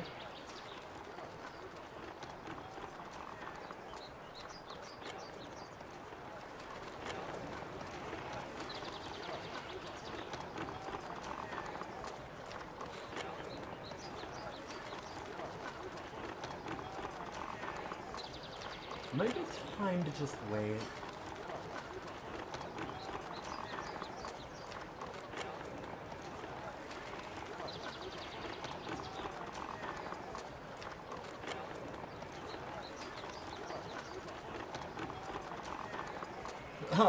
That's kind of funny. Why would it not tell us what a war college does? That's funny. So taverns, I guess, probably give us more explorers? That's gotta be it.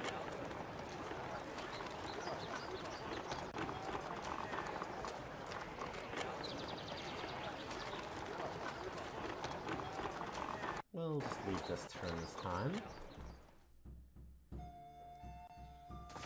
Also, I imagine we're going to get absolutely shit-canned here. Yup.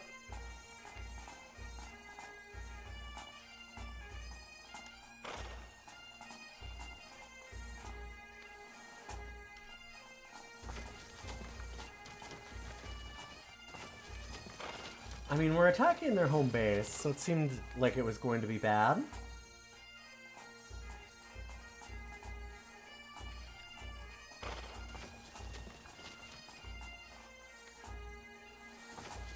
It's a few French people.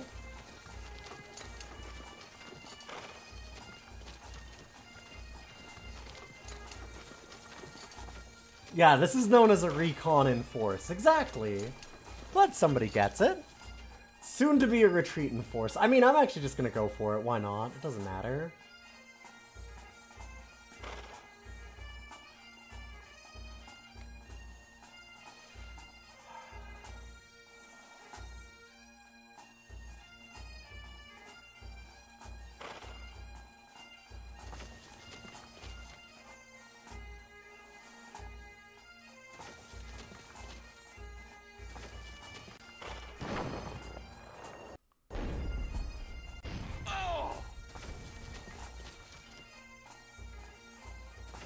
Holy shit. So artillery have a long range, got you.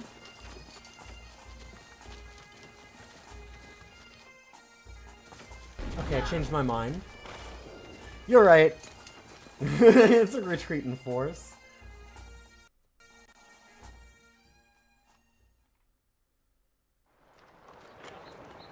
It is more than penitence being served with fish on Fridays. Tudor England was trying to build their maritime strength and so instituted fish days to maintain its thriving fish industry and thereby supply the Navy with experienced sailors in time of war. Also reduce the consumption of mutton and beef. Always a concern for rising unemployment due to the enclosure of arable land and its conversion to pasture. The punishment for failing to eat fish was several days the pillory. Huh. Yeah, the Great Scourge was not war, it was disease. Yup.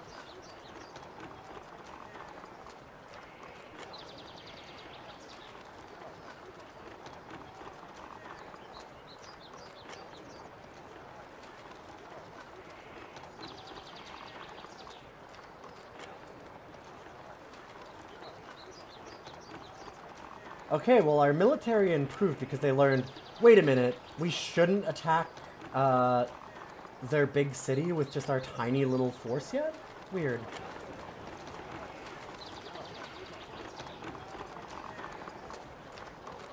That's so strange. Wow, that is a lot to do with level 3.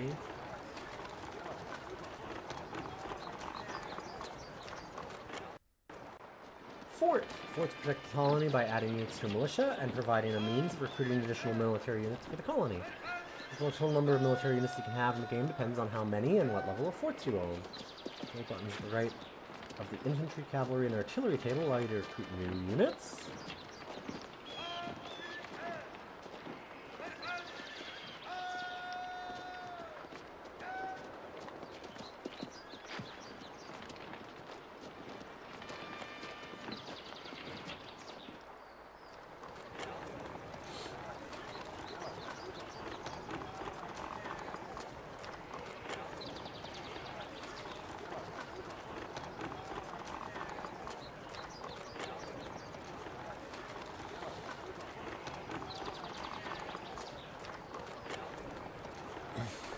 Oh yeah, no, Yeah, the massacres of people living there killed nobody. No, I don't think that's what they're saying, Death Incarnate. Like, it's what... They definitely mention a lot of massacres so far in this game. Honestly, they've been refreshingly, like, honest about, like, holy shit, all of these quote-unquote explorers were definitely a lot more conquerors than explorers, and were doing really horrible shit all the time. But, like, there's just no way to look at the amount of disease that came and pretend that it was anything less than, like, Loaf's needed orders of magnitude higher than any of the massacres that happened. That being said, disease was also constantly reinforced by, those explorers. So, yeah.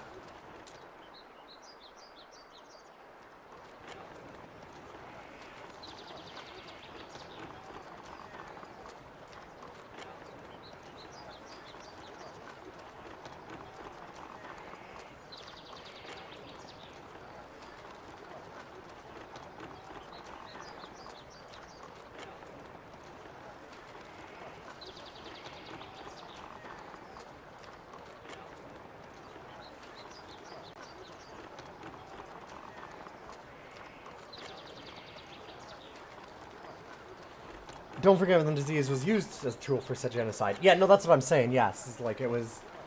The disease was very much encouraged by, colonists.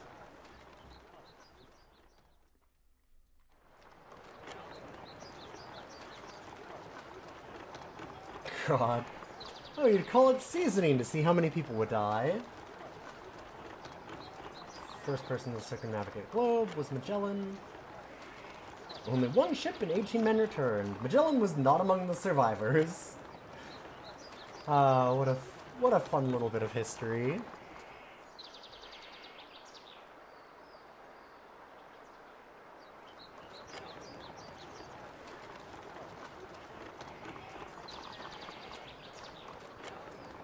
Probably look and see what our ships are doing. Yep, that's about right. Kind of what I'd expect. We don't really need them right now, so it makes sense. I'll just let them do whatever. It's okay. So if we go persistent and tell it to go there, I wonder if it'll just keep moving to that spot. It should. In theory, that's what it's supposed to do.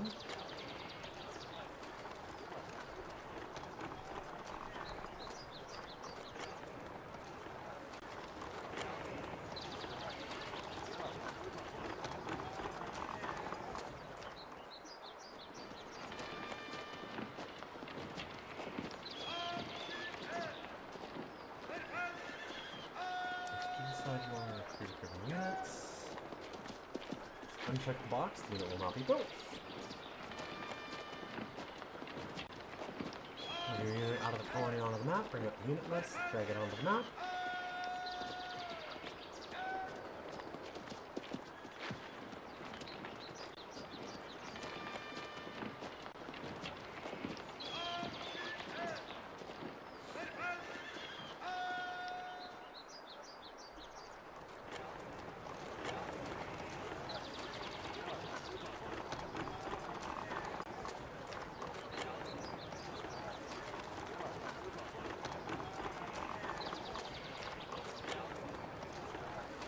Get a lot of wood going.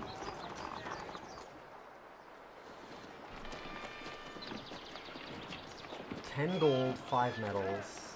Got you.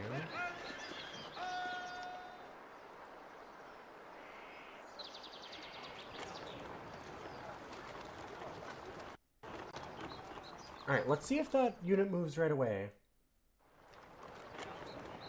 A new brand of slavery. The British got into the slave trade in 1663. Began importing slaves to Jamaica. Every slave brought to the New World by the British in the latter part of the 17th century was branded with a DY for Duke of York.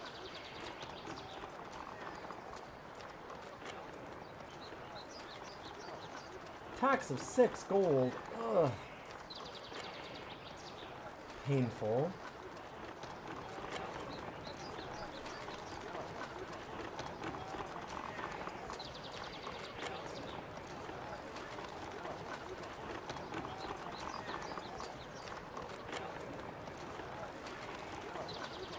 And yeah, it did immediately move that unit over, which was nice.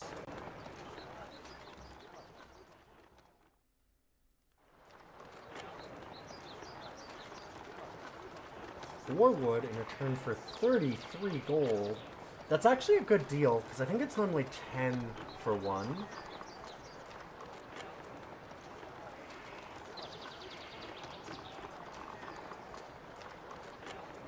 So you know what? Sure. Also, I should look at our population. Are we at capacity? We totally are. I was like, we probably need a housing, don't we?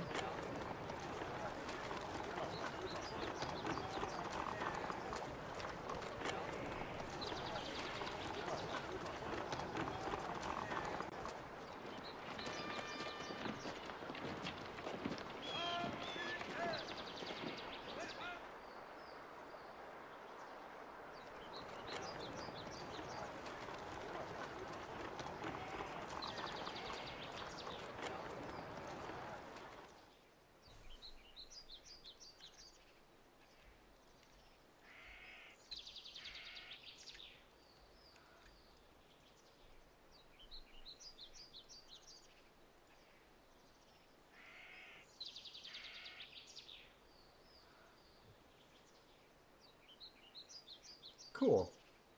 I wonder if we can ever heal back up those units. I wonder if they like wait in town or something, if that would be helpful.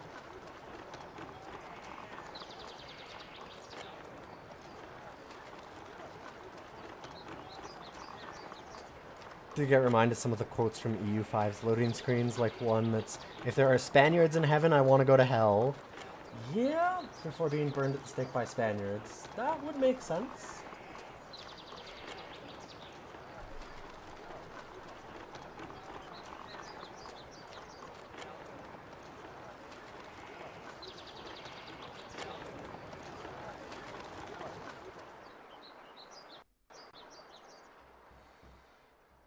The Sword and the Cross. In 1623, the Pilgrims of Plymouth Rock sent a report to their friends of England about their victory over a local band.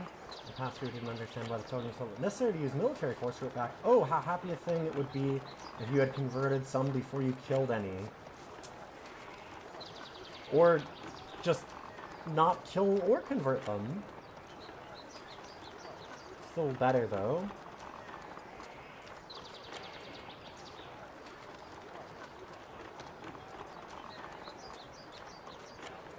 Colonists were too busy looking for gold. See, like, this is what I'm saying. People were like, oh, well, like, it was mentioning how disease killed more than the massacres kind of did. But this game's been pretty blunt about what it thinks about a lot of the colonists, honestly. For 96, especially. The colonists were too busy looking for gold and alienating the native tribes to participate in trivial tasks like agriculture. Yep. They were really, really bad at doing things like agriculture and staying alive, but they were great at being absolute bastards.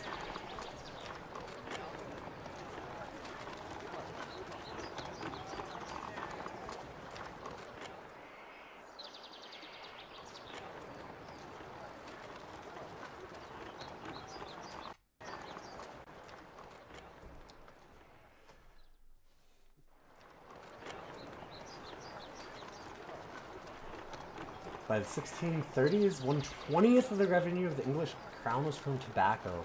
Wow.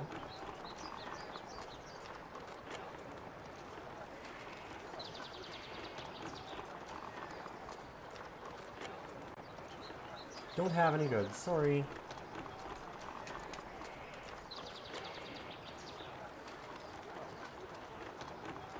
Yeah, it's too bad that they don't have the loading screens showing that. That's okay.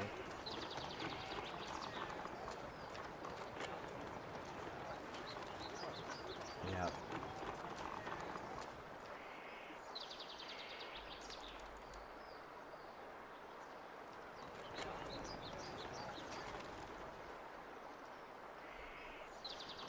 Alright, so let's go...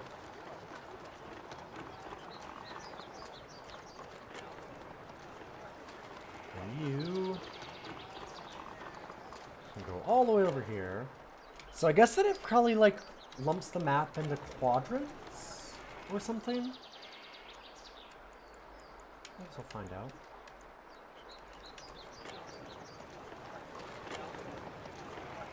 26 wood, 24 gold. How is our fort doing? We can upgrade it!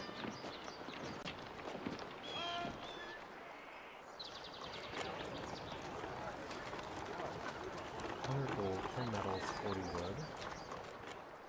And if we do another gold mine... Our gold production fucking sucks, by the way. I really did not do a good job of picking a spot for this to build. I didn't know where we needed to build it, though, so fair enough. It said somewhere flat, so I was like, yeah, you know, this is flat. It's really bad, but it's, you know, interesting.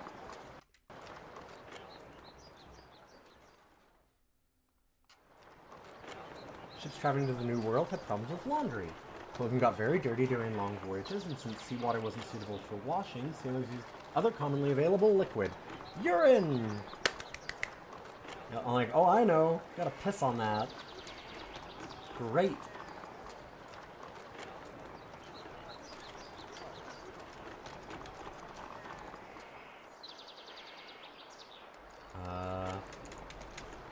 Huh. Can you... I said go over here. Go over here. I wonder if that's just too far and it's having trouble.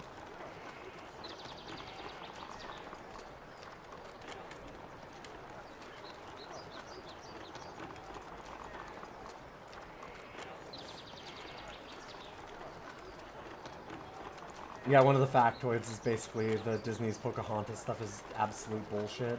Yeah. Like I said, it seems like they do a pretty good job, actually, of being like, wow, these guys were all assholes to all the indigenous peoples.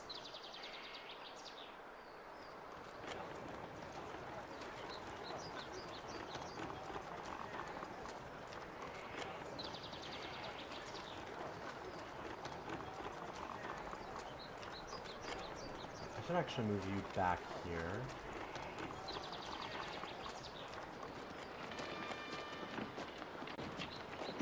$20 gold, 10 metals, 10 people. Population details, 780s our max. Still getting more crops.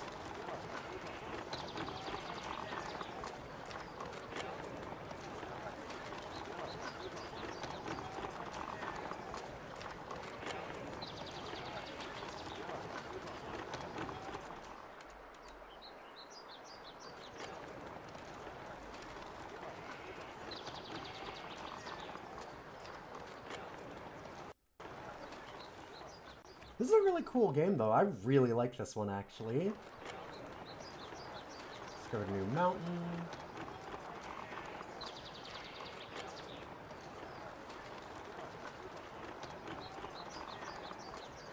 Three wood for 26 gold. No, the problem is that I need my gold now. Also, I'm at war with you. Why am I giving you things? So what are we short? 2 metals. I like that it actually shows you what you're short and everything, too.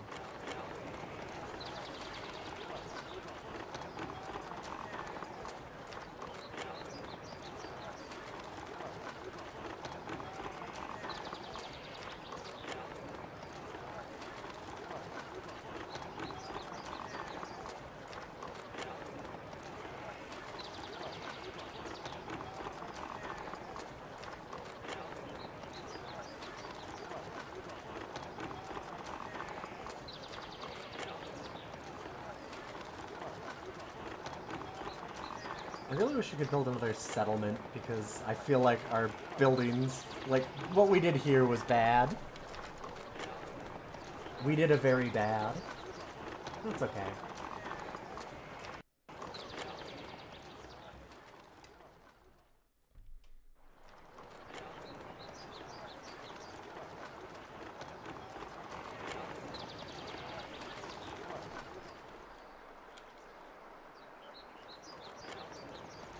You're lucky to have never seen the Pocahontas. Yeah, it's It's a thing.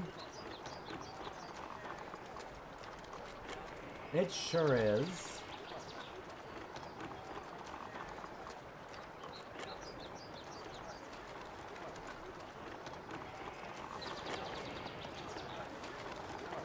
Okay, we need one more metal, so we're just gonna end the turn.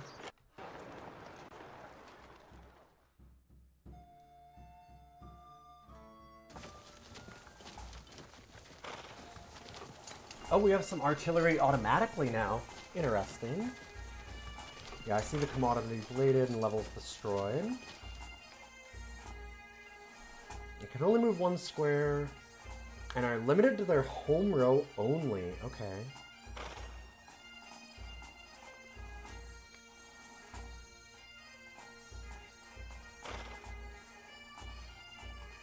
More effective at closer ranges. And it suffers extra damage if it actually gets attacked.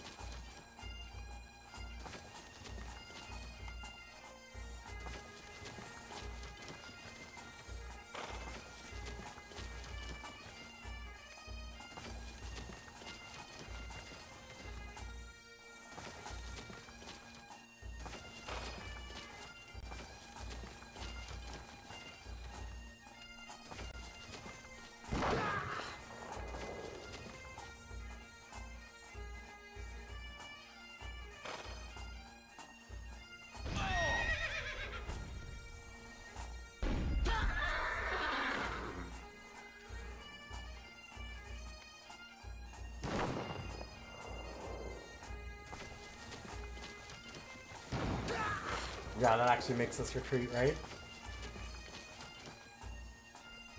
Hell yeah. I wanted to see. So, like, if we lose this...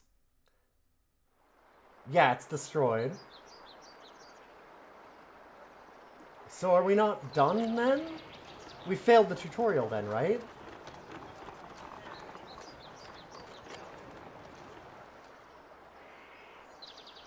Okay, hold up. I need to test this. Exit without saving. We can't load from here, which is unfortunate. Oh, also, actually, wait a minute. Oh, that... Oh, man. Oh, wow. It actually has a mini-map? That's not common for these. This is great. This is a great system.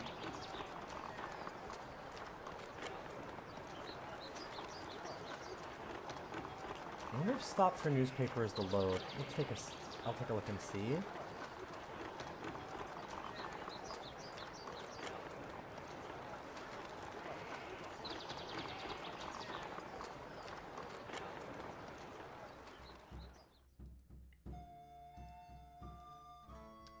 Did this happen after we were defeated? It is. Okay, so we don't have a good save now.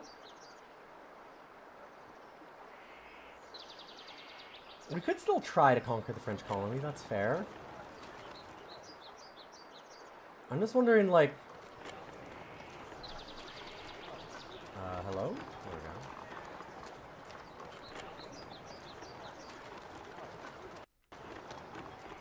I wonder if it'll have us lose. Here, well, I'm just gonna autoplay it.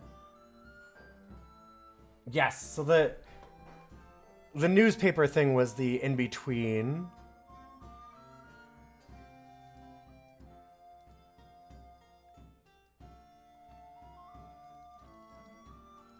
This is the loading screen stuff. It was just an option is why.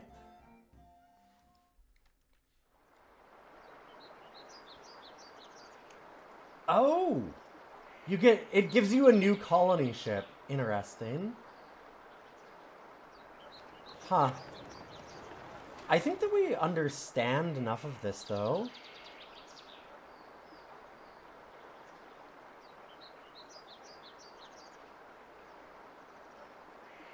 If anything, I'd almost want to just, like, start a real game. That's neat that it makes it so that you can't lose the tutorial, essentially. Like, it's like, no, no, no. Keep trying. Although, we are so far behind, this will take forever to do it.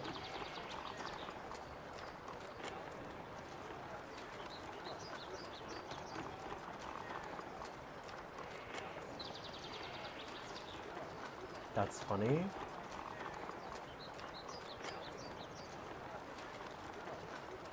I love that it's like, oh, you want to exit without saving. Okay, you can save scum it. That's fine, I guess.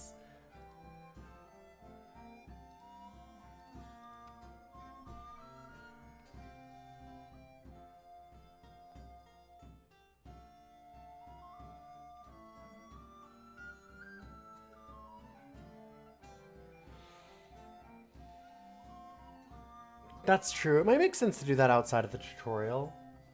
Sure. So you can do mapped ones. You can do a custom.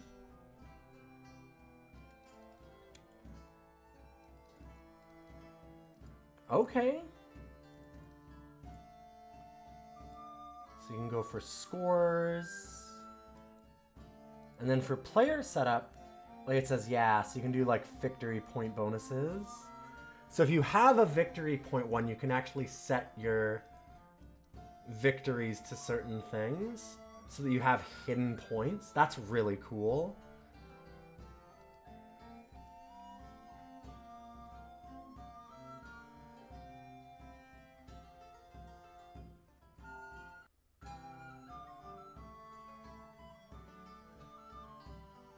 So, if I do a custom one, though, I'm actually curious here real quick. I wanted to do one as the indigenous people, but I wanted to see here, too, like, it didn't give me an option to choose a faction.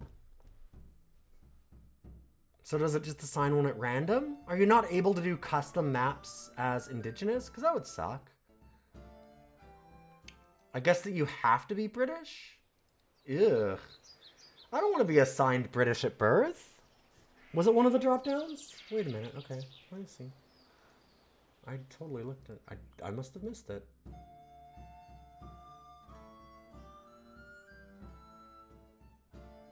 Maybe just... Oh, because it's... Right, I see.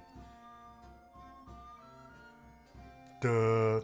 I got it. Yeah, it's on the player setup. I should have realized.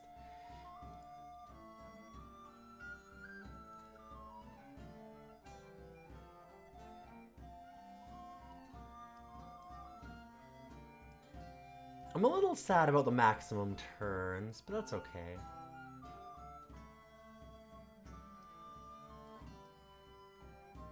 $256 is as big as it goes.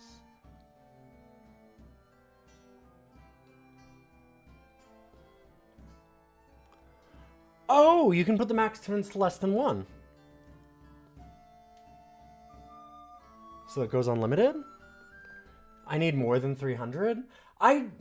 Probably not, but I like the option to do it. Like, one of the coolest things, it's not a thing that I always did or anything, but like, the games of Civilization that I've seen where people have done like, it's gone for 100, like they've been running it for like 10 years. It's really neat. Like, you get into like some weird warped shit when you do that, and I think that's kind of cool. It's just nice to have more options than less options.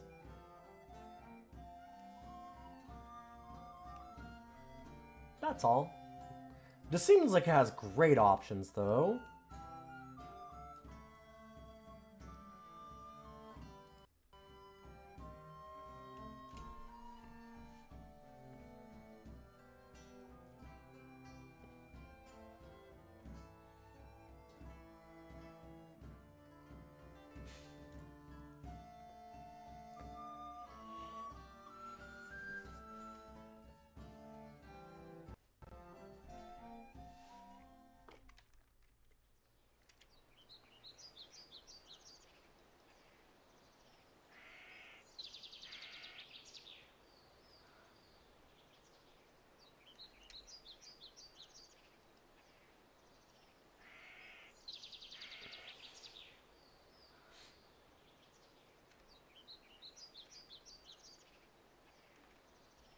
Yeah, you can do like the combat without as a mini game with all the little map stuff. That's normally not what I would want to do, but it's neat that it's got it. I saw there was the combat demo.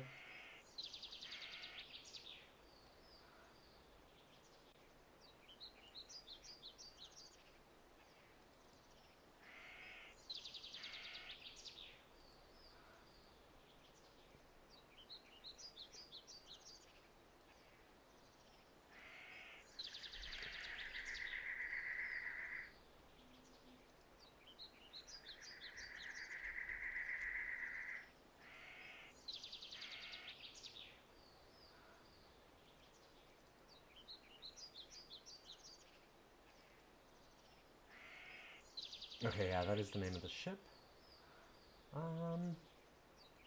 Just explore it a little bit.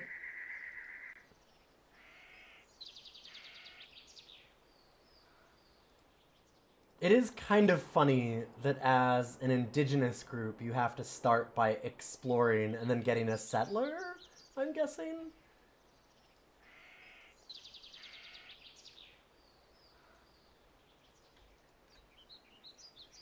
I don't want to attack. I do wish that there was something else that you could do there.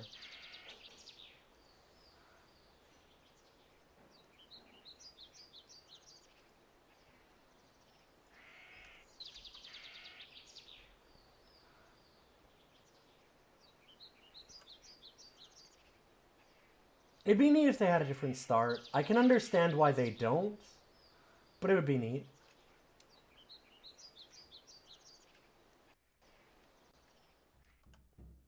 Yes, okay. So yeah, it was totally just a menu option that it didn't have that on the load screens. All news from the actual year.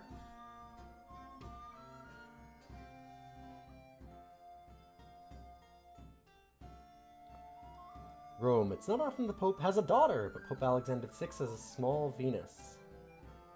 Lucrezia Borgia, daughter of Rodrigo Borgia, the Pope, now 14, has made a society marriage. Huh. Interesting. Lucrezia's brother, Pope Alexander's son, Caesar Borgia, also made a cardinal this year at the tender age of 18. Nepotism seems to be running rampant in the Catholic Church, remarked Francis Charles VIII. Oh yeah, I'm sure you didn't do any nepotism in France, Charles VIII.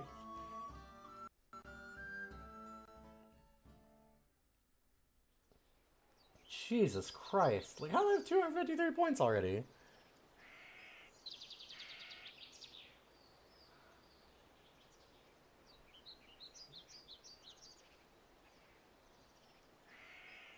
To lead apes in hell. What? Leading apes in hell was common in Shakespeare's time and used in the Taming of the Shrew. I don't remember that. Huh.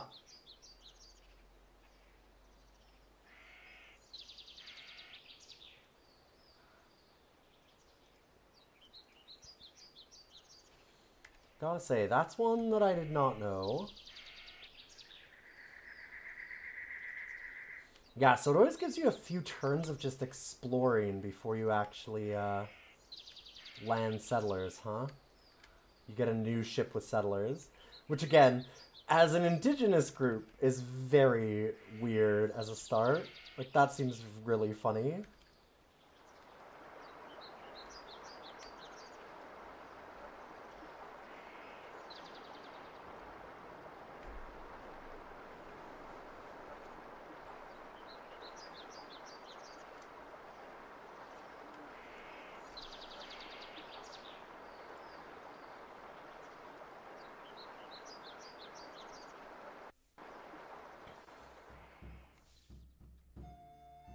Okay, yeah, those are very nice load screens. I like that a lot. There's a lot of them, it seems, too. This one's maybe not, like, these newspapers already got a lot, but... Like, we've had a lot of repeats already, but it's still neat to see.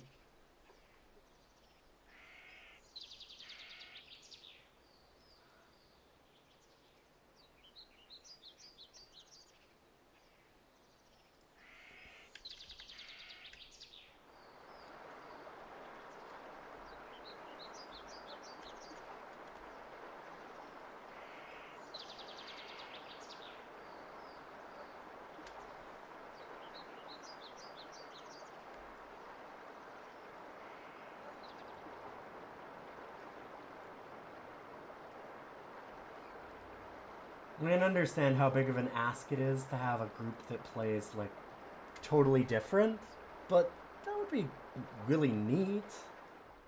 I think it'd be cool to have something like that. Oof, there's not a lot of, like, rivers or, like, mountains for mines or anything near here for us to really get, like, a good colony going. Unfortunate. Diet of Worms. The German city of Worms, frequently gathering place of the ruling elite, has recently hosted an imperial diet, which has brought surprising results.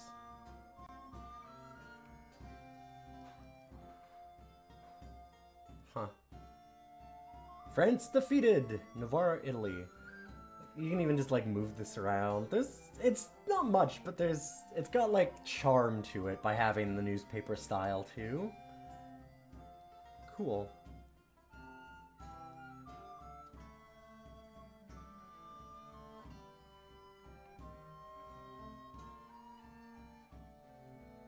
Establishing a balance of power in European politics.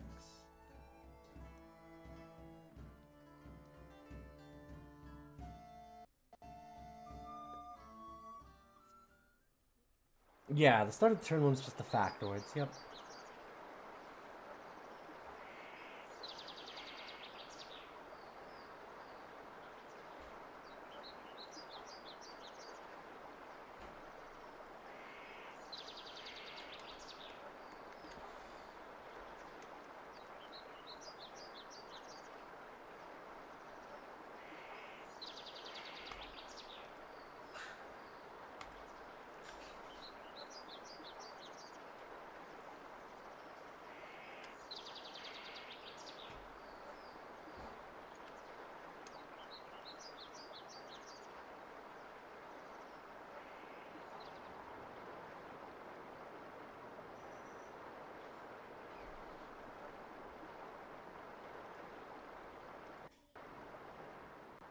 So what turn do we actually get our settlement going?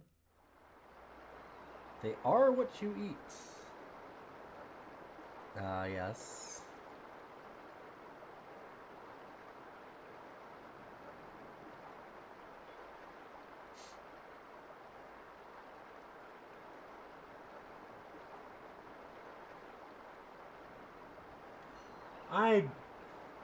You always gotta wonder about the stories of, like, things they were doing, but we'll see. And there's certainly bad things that were done to a lot of the settlers, but hey, maybe deserved. At least to some extent. You know, people just running into your territory like this. Alright, let's keep looking. Where can we set somebody down? Center on unit, this one. Okay. That's no good. How about we go this way then?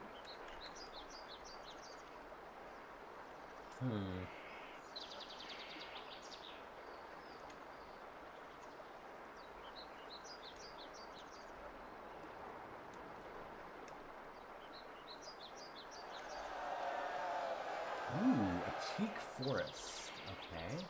Let me guess that probably helps with our mills? Yes.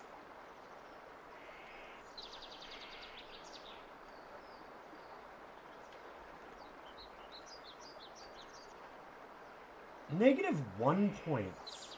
Huh. It's very strange.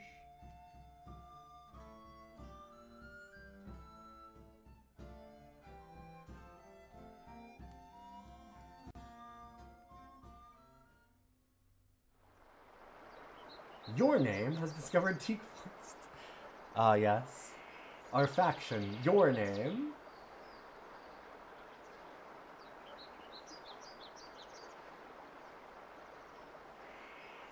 Britain and Portugal have an alliance.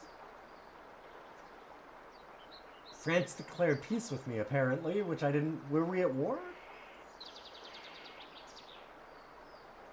Okay. So it seems like it's always on turn 5? Because this is turn 5, I think.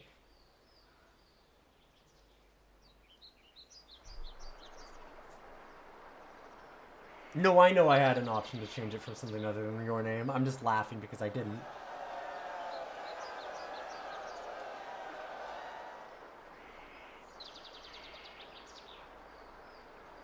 I'm well aware. Oh,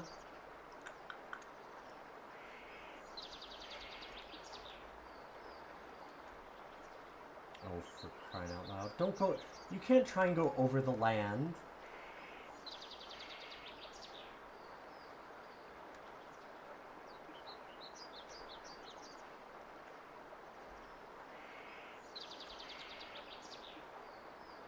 Goofy.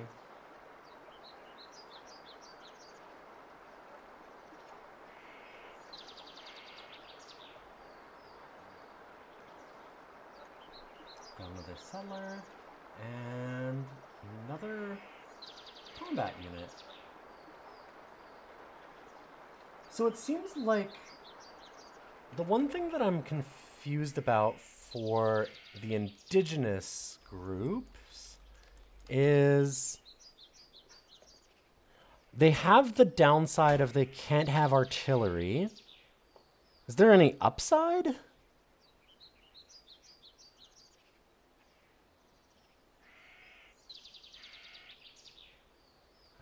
Let me see. I'm looking in the manual, and it doesn't seem like...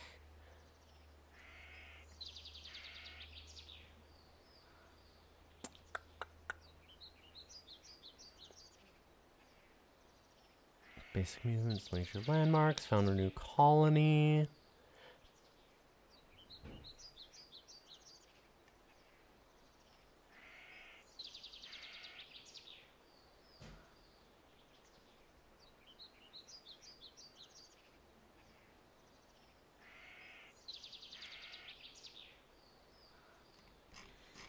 It seems like there isn't.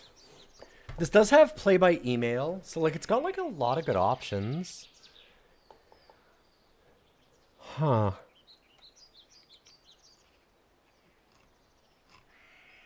No artillery can upgrade their stuff beyond level 2. Colonies cover more area, and the whole Federate tribesmen can start creating some pretty massive armies. Gotcha. So they do play differently, so that's at least nice. There's basically only 2 factions, though, because there's no difference between, like, French or British or anything like that. The Federate tribes, I just want to see that. That's true, you also don't get taxed by the motherland.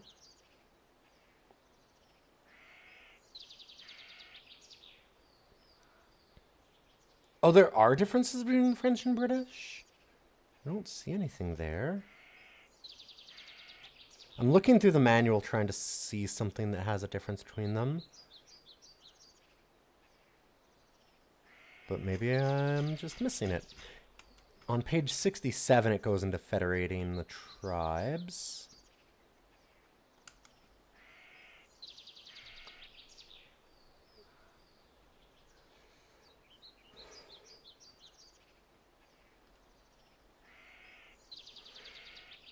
Indigenous players cannot declare independence. Instead, they may choose federation from the population detail when they feel ready for such an advance.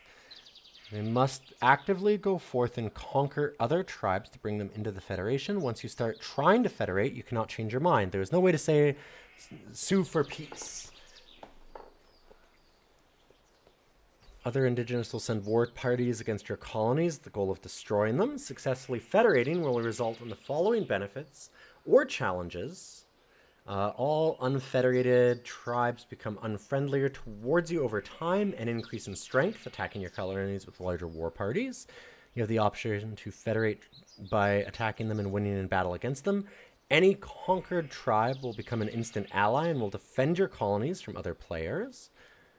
Federated tribes double in strength, raid enemy players with larger war parties, and benefit from the research in your war colleges. Okay. Federated tribes double their trade capacity, and any commodity, and only for the other, for us, like that. Once we federate them, then they double their trade capacity with us.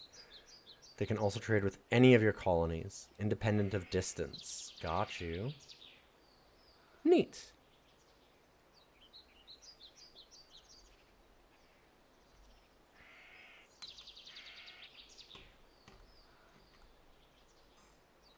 I don't see the special skills in the manual, but there's a lot of stuff in here, so it could be just that I'm missing it in the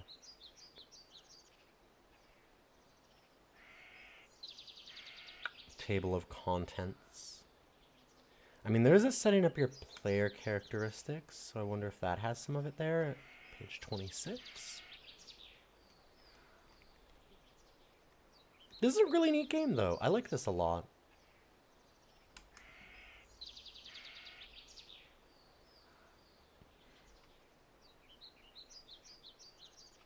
It makes no difference which country you choose except for changing the flag under which your units travel.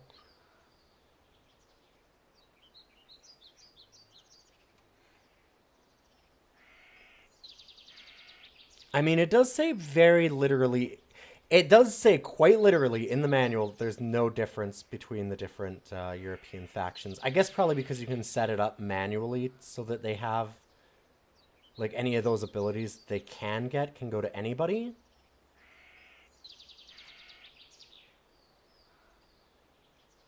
That would be my guess. Because if you look here, it's like select your mother country. It will start you with a few units on the ship that has just sighted land. From there you must disembark, blah, blah, blah. It makes no difference which country you choose except for changing the flag under which your units travel.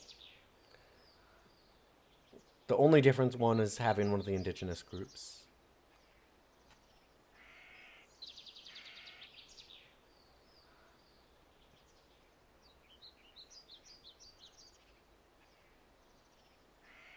Yeah, instead of beginning on the left edge of the new world.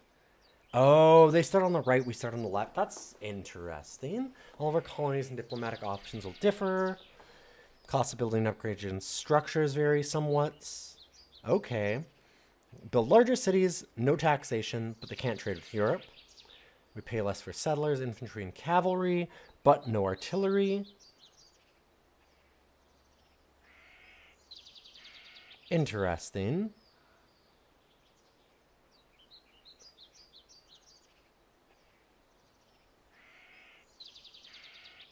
Huh. It's kind of nice that they actually, like, very specifically say, like, listen, we can't actually include, there's so many different groups of indigenous peoples across the Americas that, like, we can't really get into the details of all of them, so we just, unfortunately, it's a mishmash. But, like, it does pay attention to that. That's really neat. Huh.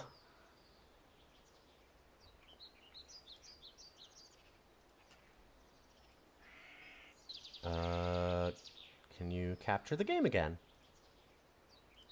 There we go. Whoop. I am sorry about that. Did not mean to delete your message.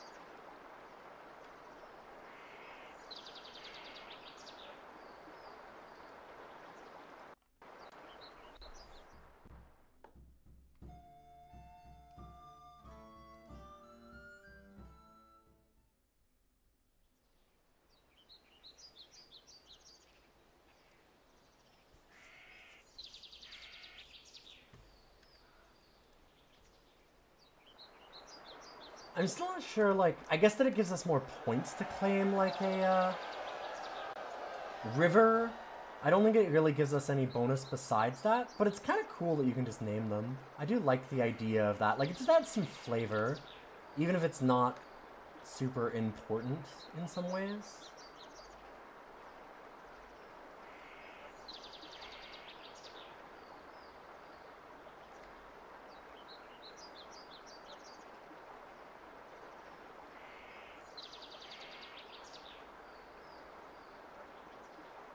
I guess they need some movement to be able to found a colony.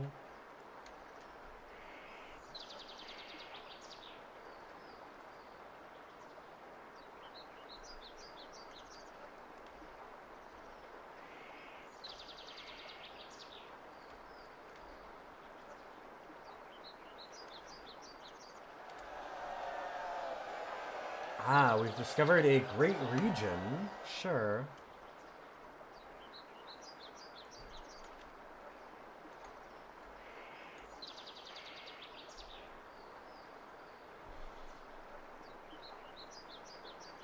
Yeah, there's like score victory. Yeah, you've got score limits and you've got turn limits, so you can just go by that instead. That's normally not how I would play this, but it's nice that it's got the option. It can make it for like smaller games. If you're doing play by email, it certainly makes sense.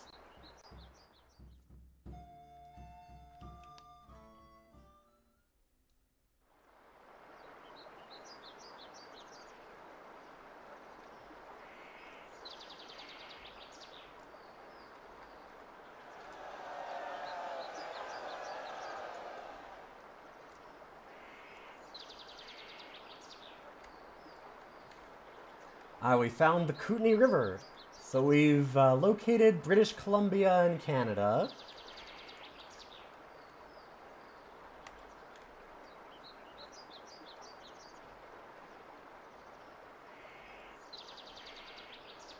Canada mentioned.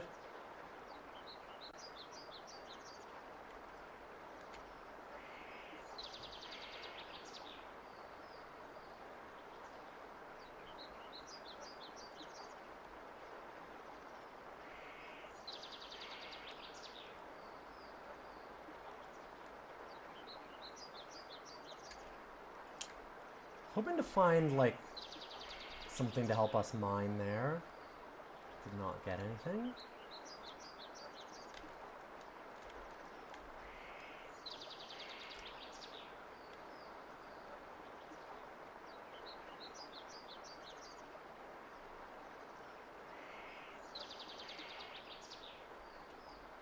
Oh, hello. You're broken. Let's have you go this way.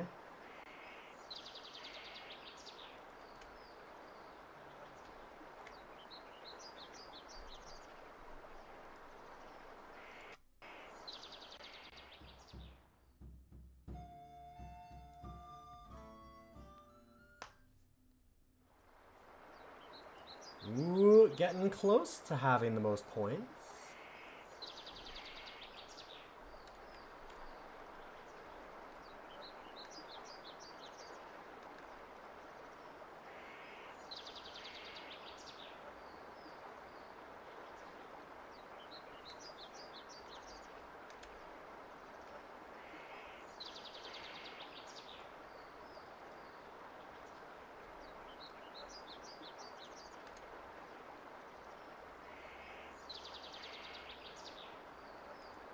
So does it have to be... Cannot build on a hilly terrain. Okay. Because I was like, I thought that we could put it in a forest. We saw the French do that.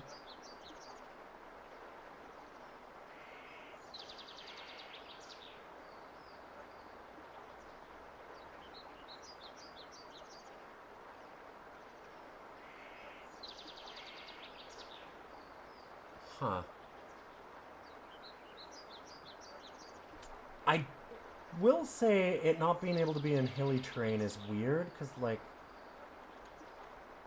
what is a hill necessarily? There's not a great topography in this, if that makes sense, right? Like,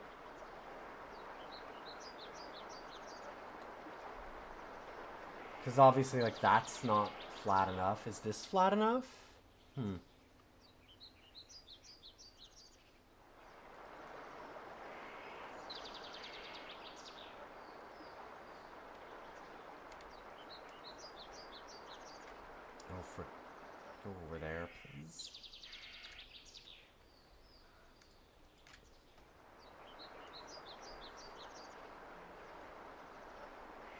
Hey, Autumnal. Good to see you.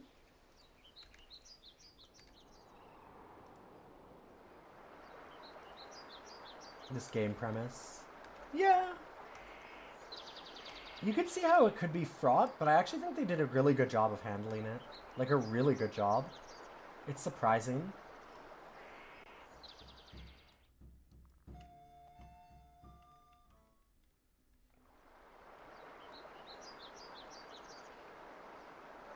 I mean, you're always gonna get, like... You know, it's always gonna be weird when you're doing, like, conquering kind of games. No matter what kind of game you're doing. Civ and stuff, too. You know, you get into some weird situations. If you look at it from, like, the perspective of what it means for those societies, as if it's, like, making a commentary on it. But they've done a pretty good job.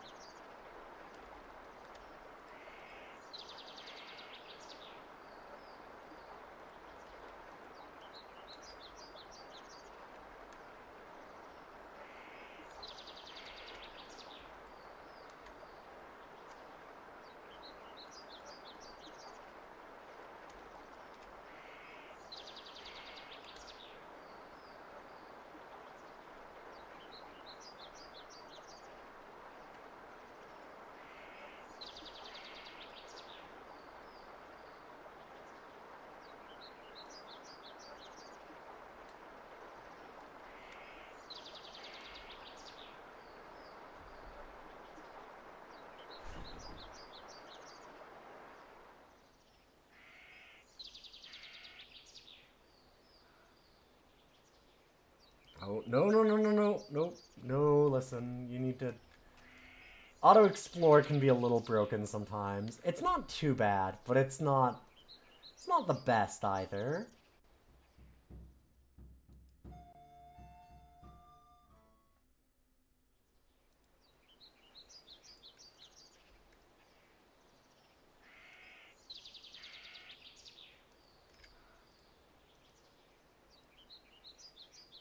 Like, in general, it does a pretty decent job of the auto-explore stuff, but there's definitely times where it's like, no, not that. This is kind of funny.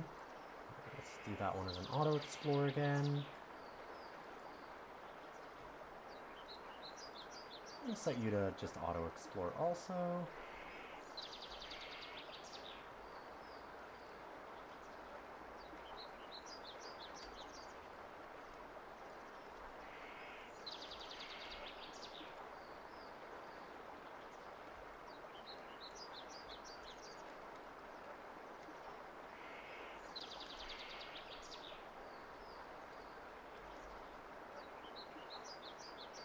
Alright, we have our first colony. We have a little auto map going. God, this is such a cool game. It's done really well.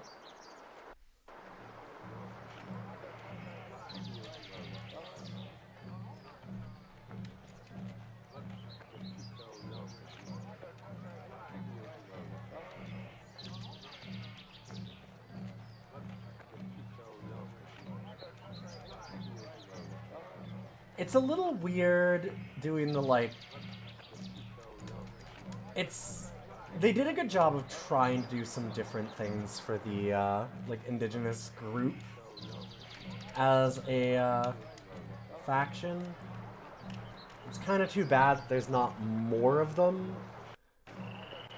And there's not, like, more difference between all the factions. Like, it's a little strange to be, like, building gold mines and stuff. It's like, you're not doing a lot of mining, but sure.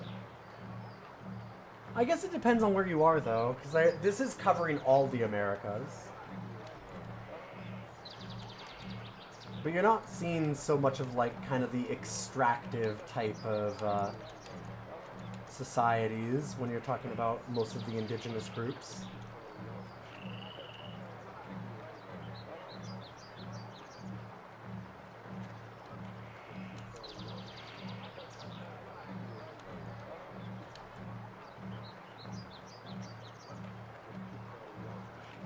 So, like, having mills and mines is just kind of strange.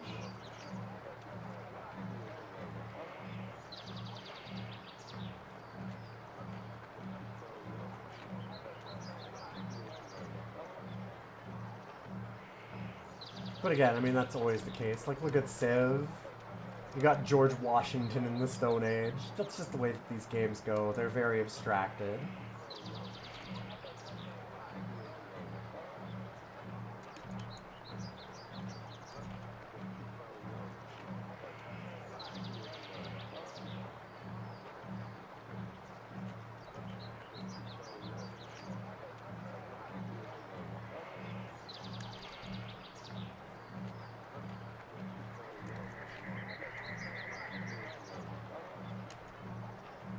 There. Zoom out a little bit again.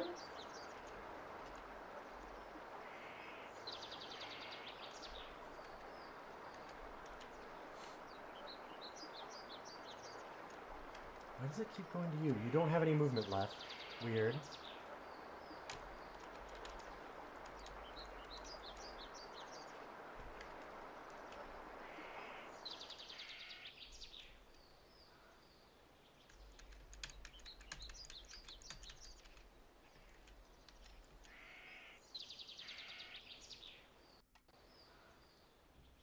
Dang, just losing all our points.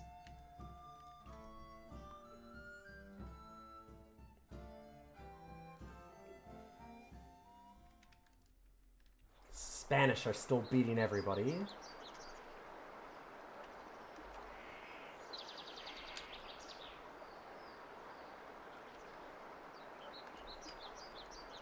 Well, I'd like to play more of this. I think we're getting close to the end, though, because I was going to try and do a bit of a break and then get second stream today.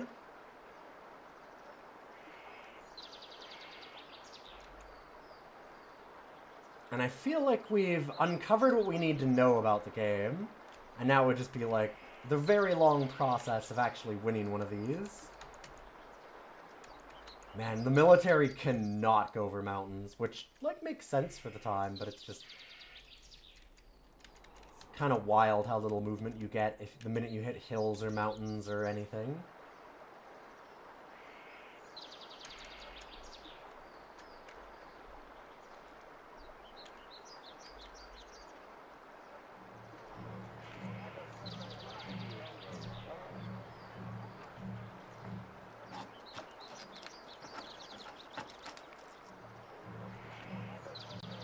Greatest 20 and 5.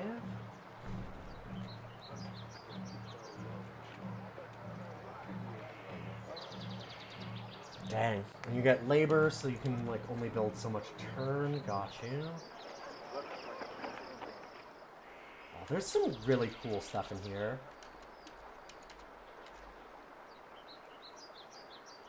We didn't get too much into the diplomacy. Honestly, the diplomacy seems pretty light.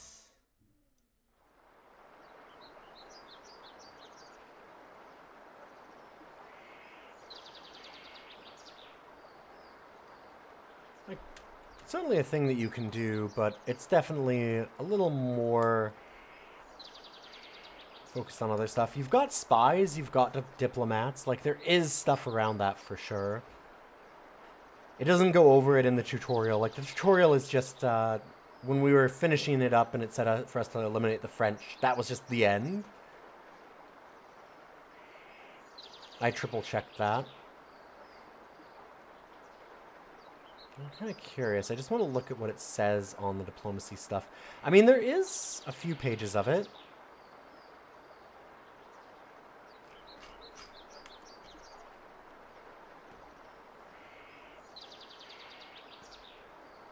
Let's go to page 66 of the manual. Checking on diplomatic status. You cannot establish diplomatic relations or trade with other players until you have encountered one of their colonies. So very Civ-like. If the early diplomacy checkbox is not selected, you cannot do diplomacy until both you and the other country are independent. Okay. Got you.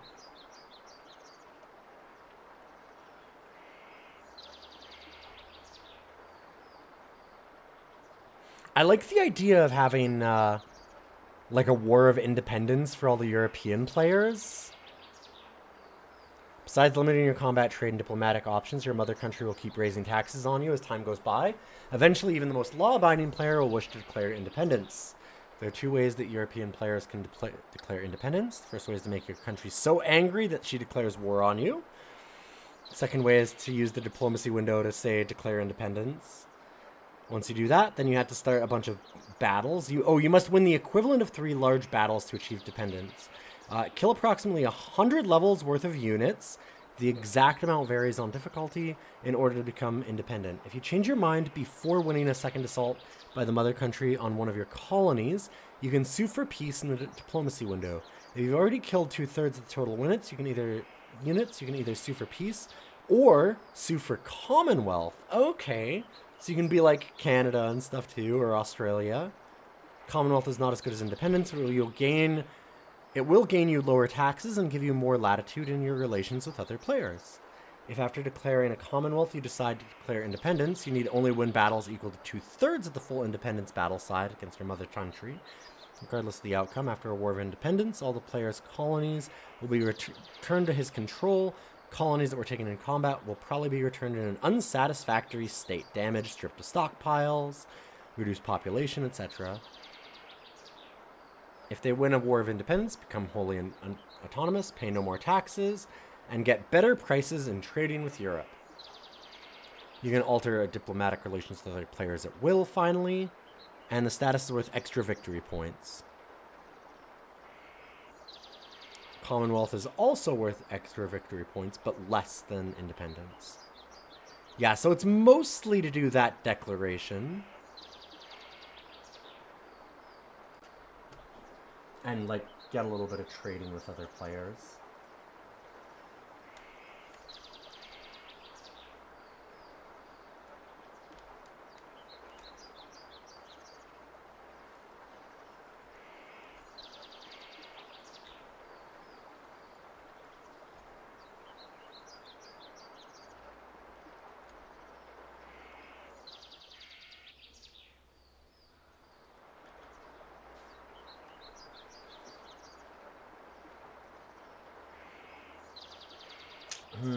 Found a hostile nation, huh?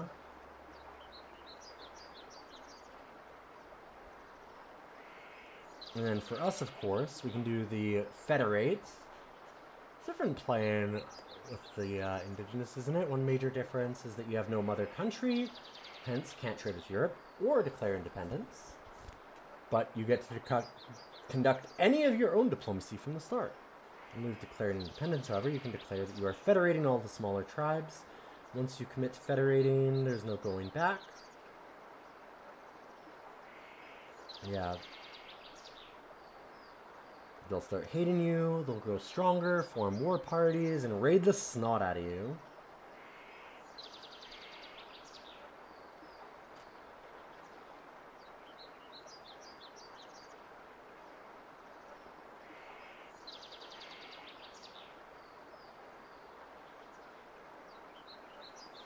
Okay, so with the war parties, why does this sound like colonization?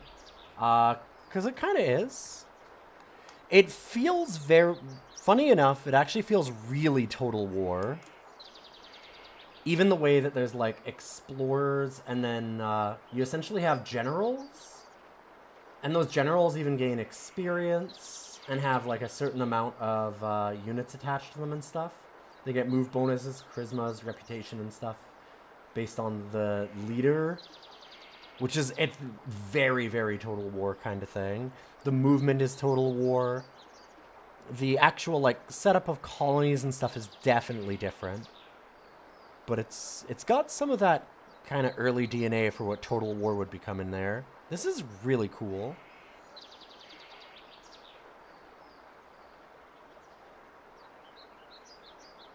I did want to see with the war colleges, because the war colleges say, look at the manual when you check out help in here. Yeah, in colonization, you do not get to be the indigenous groups. I haven't played too much colonization. I've seen it played. But yeah, it's kind of similar to a lot of those kinds of games. Colonies and trade. War colonies. Research and development. Page 35.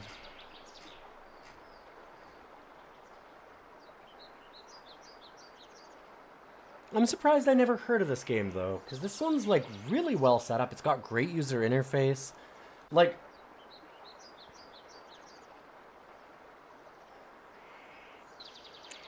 they're 2x2 structures that may be built on any suitably large patch of land. You may build only one per colony.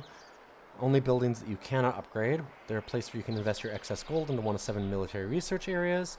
You may only require one War College in the New World. The improvements it makes in your military reflect all of your units globally and immediately, not just the ones in that colony. However, if you build more than one, you can increase the rate at which you improve. The effects of multiple war colleges are cumulative. You can just... And you just get to put points in... Like, it's just percentage based, it seems? Yes, okay. So you get, like... improved offensive tactics. Chance for a successful attack by 5% for each unit type. Defensive tactics, it's decreases your opponent's chance of landing a successful hit in combat by 2.5%. And leader research gives them an additional 3 skill points to use in creating new leaders. Leader research is the only one that doesn't affect pre-existing leaders. Neat. I have not gotten to Gene Wars. If you want to see the full list, by the way, you can go to DOScider.neocities.org, and it'll show you the full list of all of it. And it actually has all of the episodes and everything, so you can just check it out there. But, yeah, if you haven't seen this game, True Final Boss, like, it actually has, like, a mini-map. It has a ton of zoom levels, which, honestly, I almost feels a little useless. The base building is done on map. So, like, these are all, like, this is our farms. We have our, this is the colony. Which is still funny to call it a colony when we're the indigenous group, but they have little animations, which is great.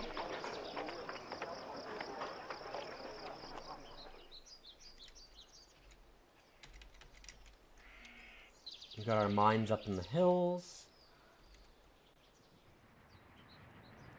High res compared to the ground texture. Yeah, honestly, for the time, it looks really nice.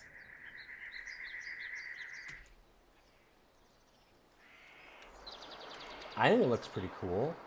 And like they all have like a little bit of different stylization to them, which is cool. It's a really nicely done game. I said I'm really surprised I hadn't heard more about it before.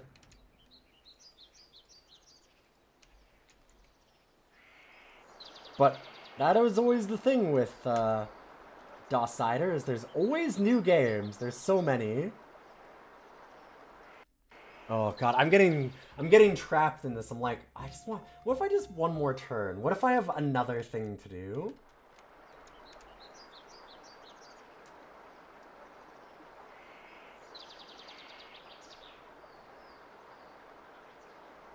Wow, Portugal just leaped ahead. Dang.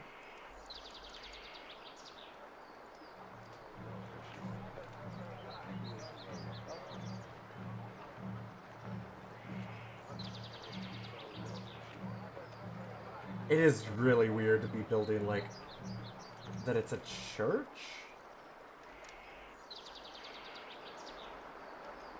Okay, at least it doesn't do, like, the cross and stuff that the other one, has, so that's good.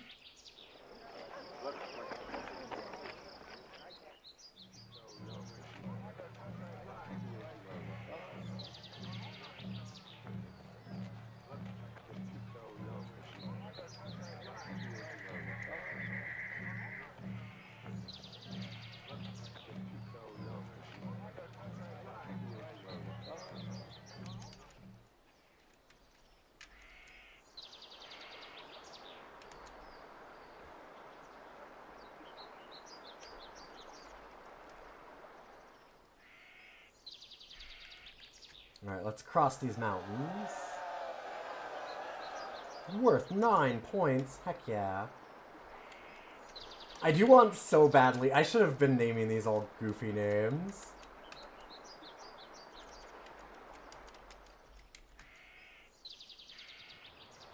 I love that it actually shows up on the map. Oh, right. I forgot there's a hostile group here.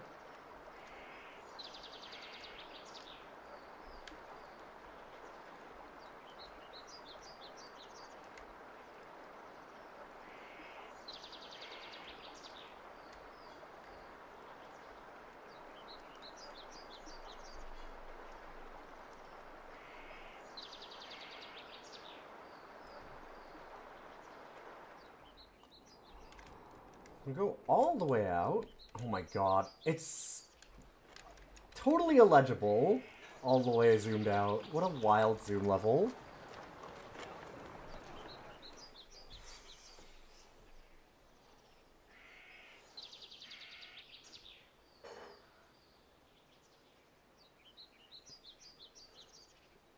Gene Warren's is not on the DOScider list. No, it isn't. Yeah, sorry. I said that I hadn't gotten to it. I was just more letting you know that it, like, where you could look it up.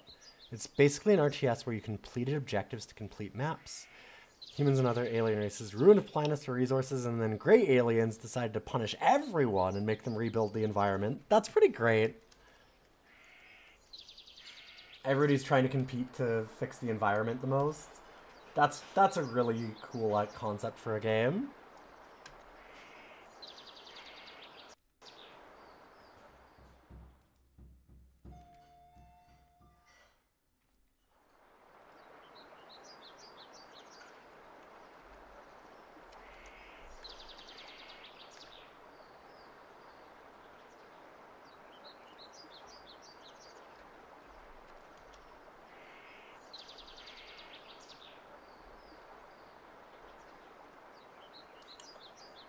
Yeah.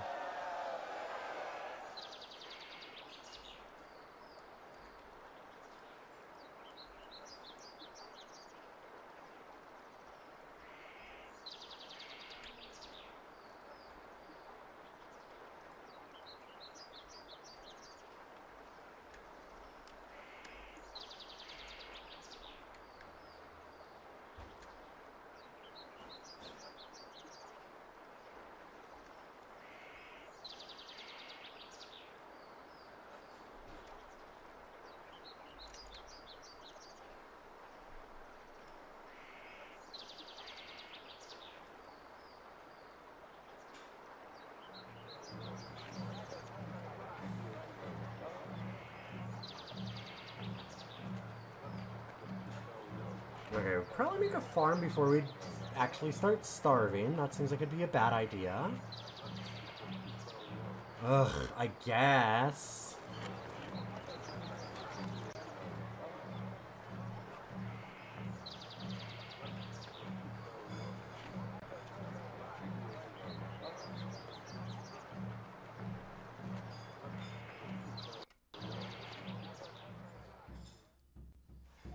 Talks about Martin Luther. Sure. I get another mountain claimed.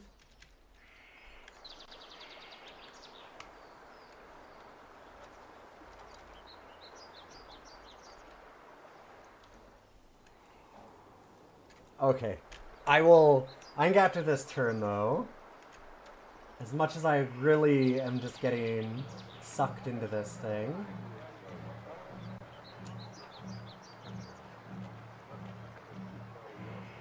We are not getting much out of these mills. I'm gonna have to do another one.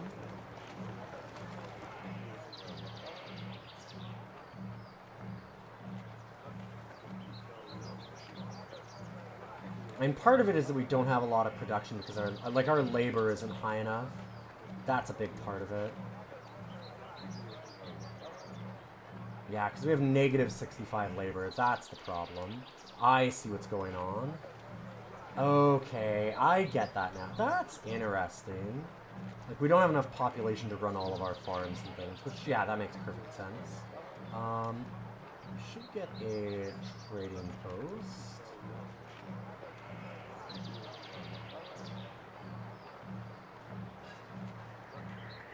Hello?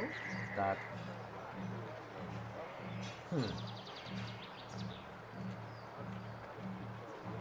Does it have to be put on the water?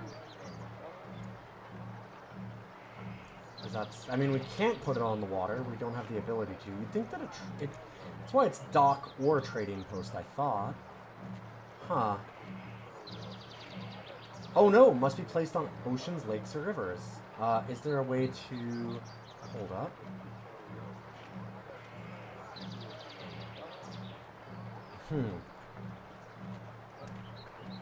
There's got to be a way for us to pick a second one then, right? Oh, no. Okay. They always have to still be put on rivers. It's just that trading docks are on sea types. Got you. Interesting. So we actually probably need to upgrade this to get more space to build on.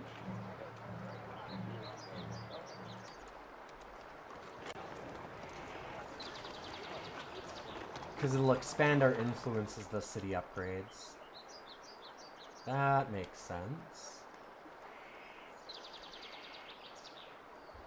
So yeah, building on a river is like basically necessary, which, yeah, that's pretty fair for just, you know, humanity in general. Water's important. Did you know that? Remember to hydrate. Actually, I'm like, now looking around, I'm like, I don't have my water bottle here. I probably should have.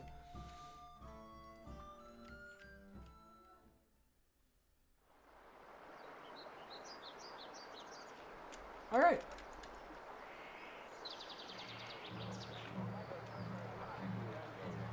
I guess we've got what we needed out of the game for now. We're gonna save and exit.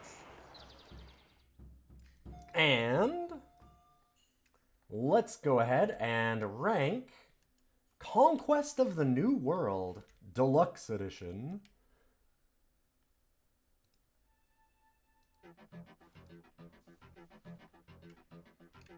Goats are expensive in every era. That's true. That's true. I mean, it's also just having rivers is important for, you know, doing things like irrigation or drinking, fishing, all kinds of things like that. Trade, like, water's just kind of important to people.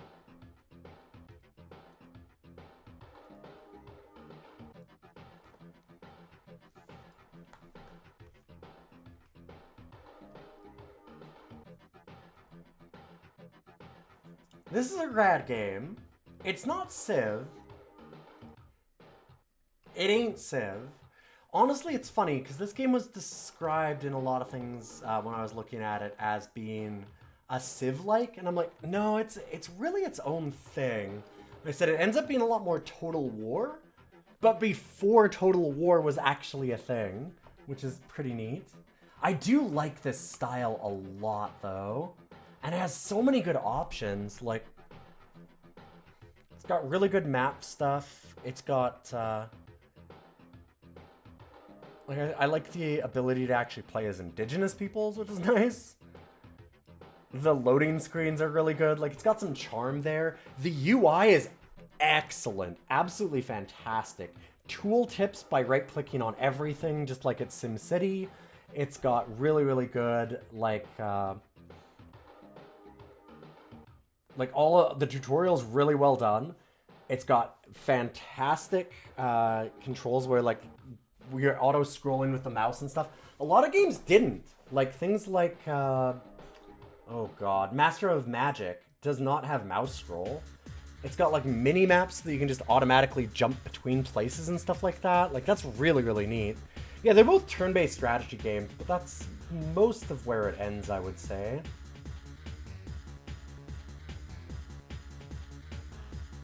The base building's really neat. That, like, you kind of... It feels like that couldn't work, that wouldn't necessarily work.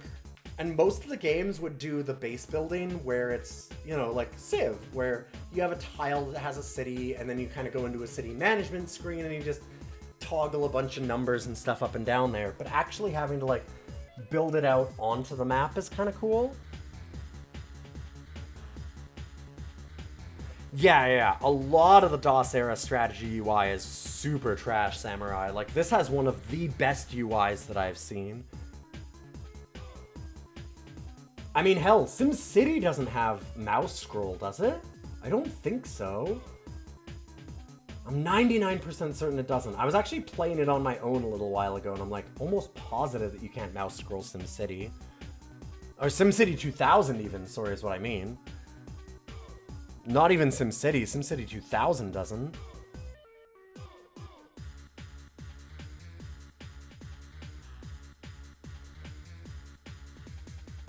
Yeah, the colony design is a lot of the meat of the game, for sure.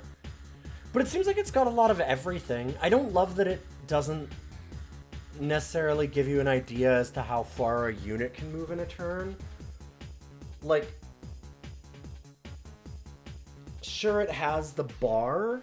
Like, thinking of, like, negatives for this game, because honestly, there's not many. This game is really, really well put together.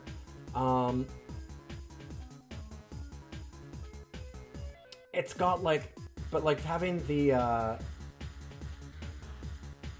bar for your movement is a little helpful, but it doesn't tell you how fast it's going down, because, like, obviously different terrain types do that.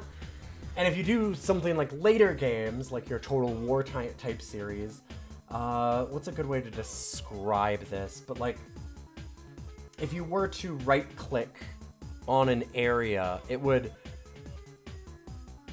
like, before you commit to moving, it would show, like, a preview of how far you could get, if that makes sense, and then you could confirm to move that far. And so you'd kind of get an idea as to, like,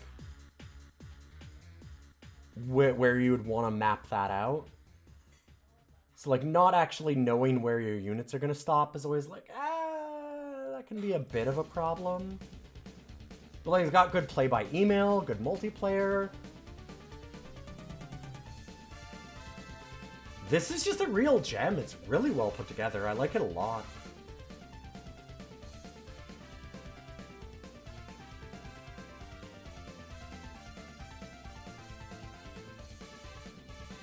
Another real surprising gem.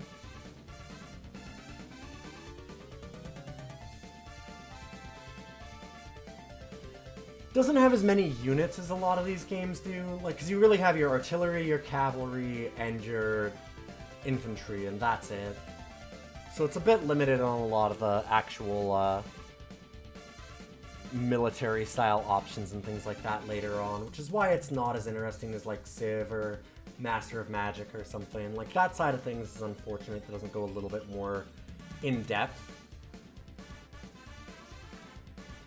So I do wonder how much you would want to play, like, a really long game of this. Because at a certain point, your research options are 3 areas, and they're just percentage-based. You're not, like, getting more units and stuff like that. You're not researching new technologies in the way that a Civ does. So that kind of thing is a little bit disappointing. You're not getting, like, new ships, things like that. Yeah, like, modern Total War breaks the movement preview arrow down into segments for how far your army will move in each turn. Exactly.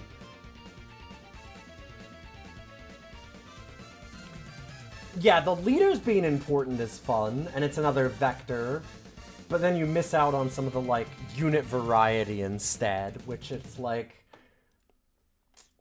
Yeah... Like, Master of Magic does both, because you get your, different... Like, you get a ton of different unit types, but then you also get, like, your magic side of things, so it does a lot better job of that, so I definitely like that more. It doesn't have quite the same depth there. Yeah, the actual units are a lot closer to checkers. There's just 3 unit types. Never get to upgrade them is kind of disappointing.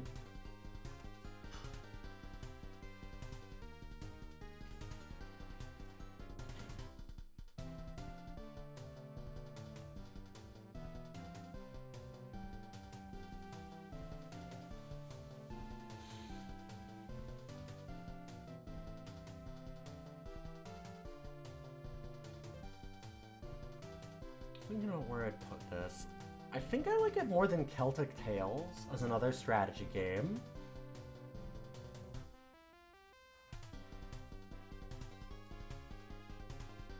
Like, I'll almost certainly always choose, like, a Civ or Master of Magic or something over this.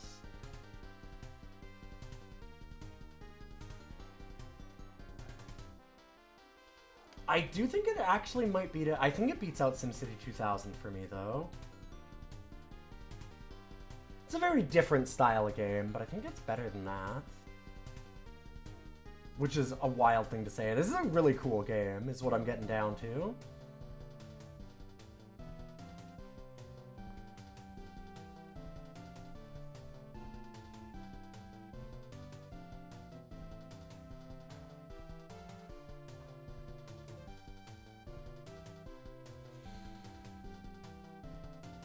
Congratulations to a top 50 game, Conquest of the New World. A game that I'm really, once again, I will say I'm very surprised at this game being as, like, it's called Conquest of the New World, and you're like, oh boy, that could be really fraught with a lot of problems. And it seems like they tried really hard to address a lot of, like, what could have been an issue there. Like, the manual even going into, like, we wish that we had more indigenous factions, but there's so many varied ones, we wouldn't be able to display them well. And, like, it's like, wow, they actually thought of some of those things in 96? Like, most of the time, they wouldn't give a shit. Not that that's... It's not, like, amazing at it, but they do a better job than you'd expect, especially for a game called Conquest of the New World. So they do a pretty good job of all that stuff. And the tactics are nice. I think that there's a lot of neat stuff in here. I think that it's really cool that you have to, like, eventually declare independence from the motherland and fight that little secondary war at some point as, like, a click up. I really wish, like, if they did a sequel to this, it would need a lot more unit types and stuff. If you did that, this game would probably skyrocket. Like, honestly, if this game had the ability to, like, move up in age or, like, technology level and get, like, a bunch of new units and things, we're talking, like, it's up here for sure. The UI and stuff is way better than these games. It's just the actual gameplay is not as in-depth. And even though the UI is better, it's not such a huge difference between them that it would actually, like, beat these out. Having a great UI is cool, but it doesn't help if your game's not as fun.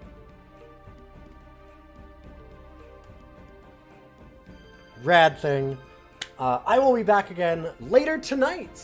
We're going to do a little more roguery and try and beat Dungeons of Dreadmore as we delve back into that. So thank you all for being here. I really appreciate you stopping in for a bit of DOScider.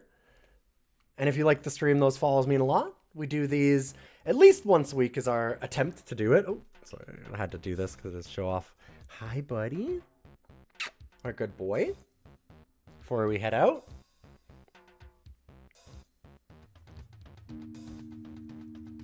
You're just in time, Missing. I'm going to take a quick break. I need to go and exercise, get some food, and then we're going to be back with some roguery. We're going to do double stream today.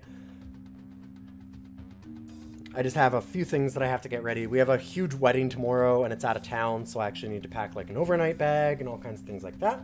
So I'll be back, gone for a little bit.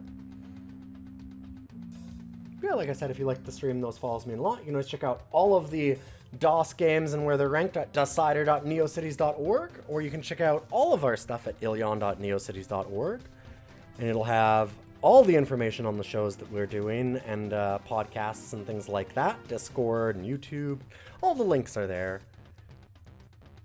And if you're a sub or a patron, remember you can stop by the Discord, and there is a sub club channel that only you have access to, even though the Discord's free for everybody. And you can put in a request a month for a game to be ranked in DOScider, and also help in, like, voting on polls and all kinds of things. Other than that, don't go away, because I'm going to host you to somebody else. And I'll see you again later tonight. Have a good one. Let's see who's around.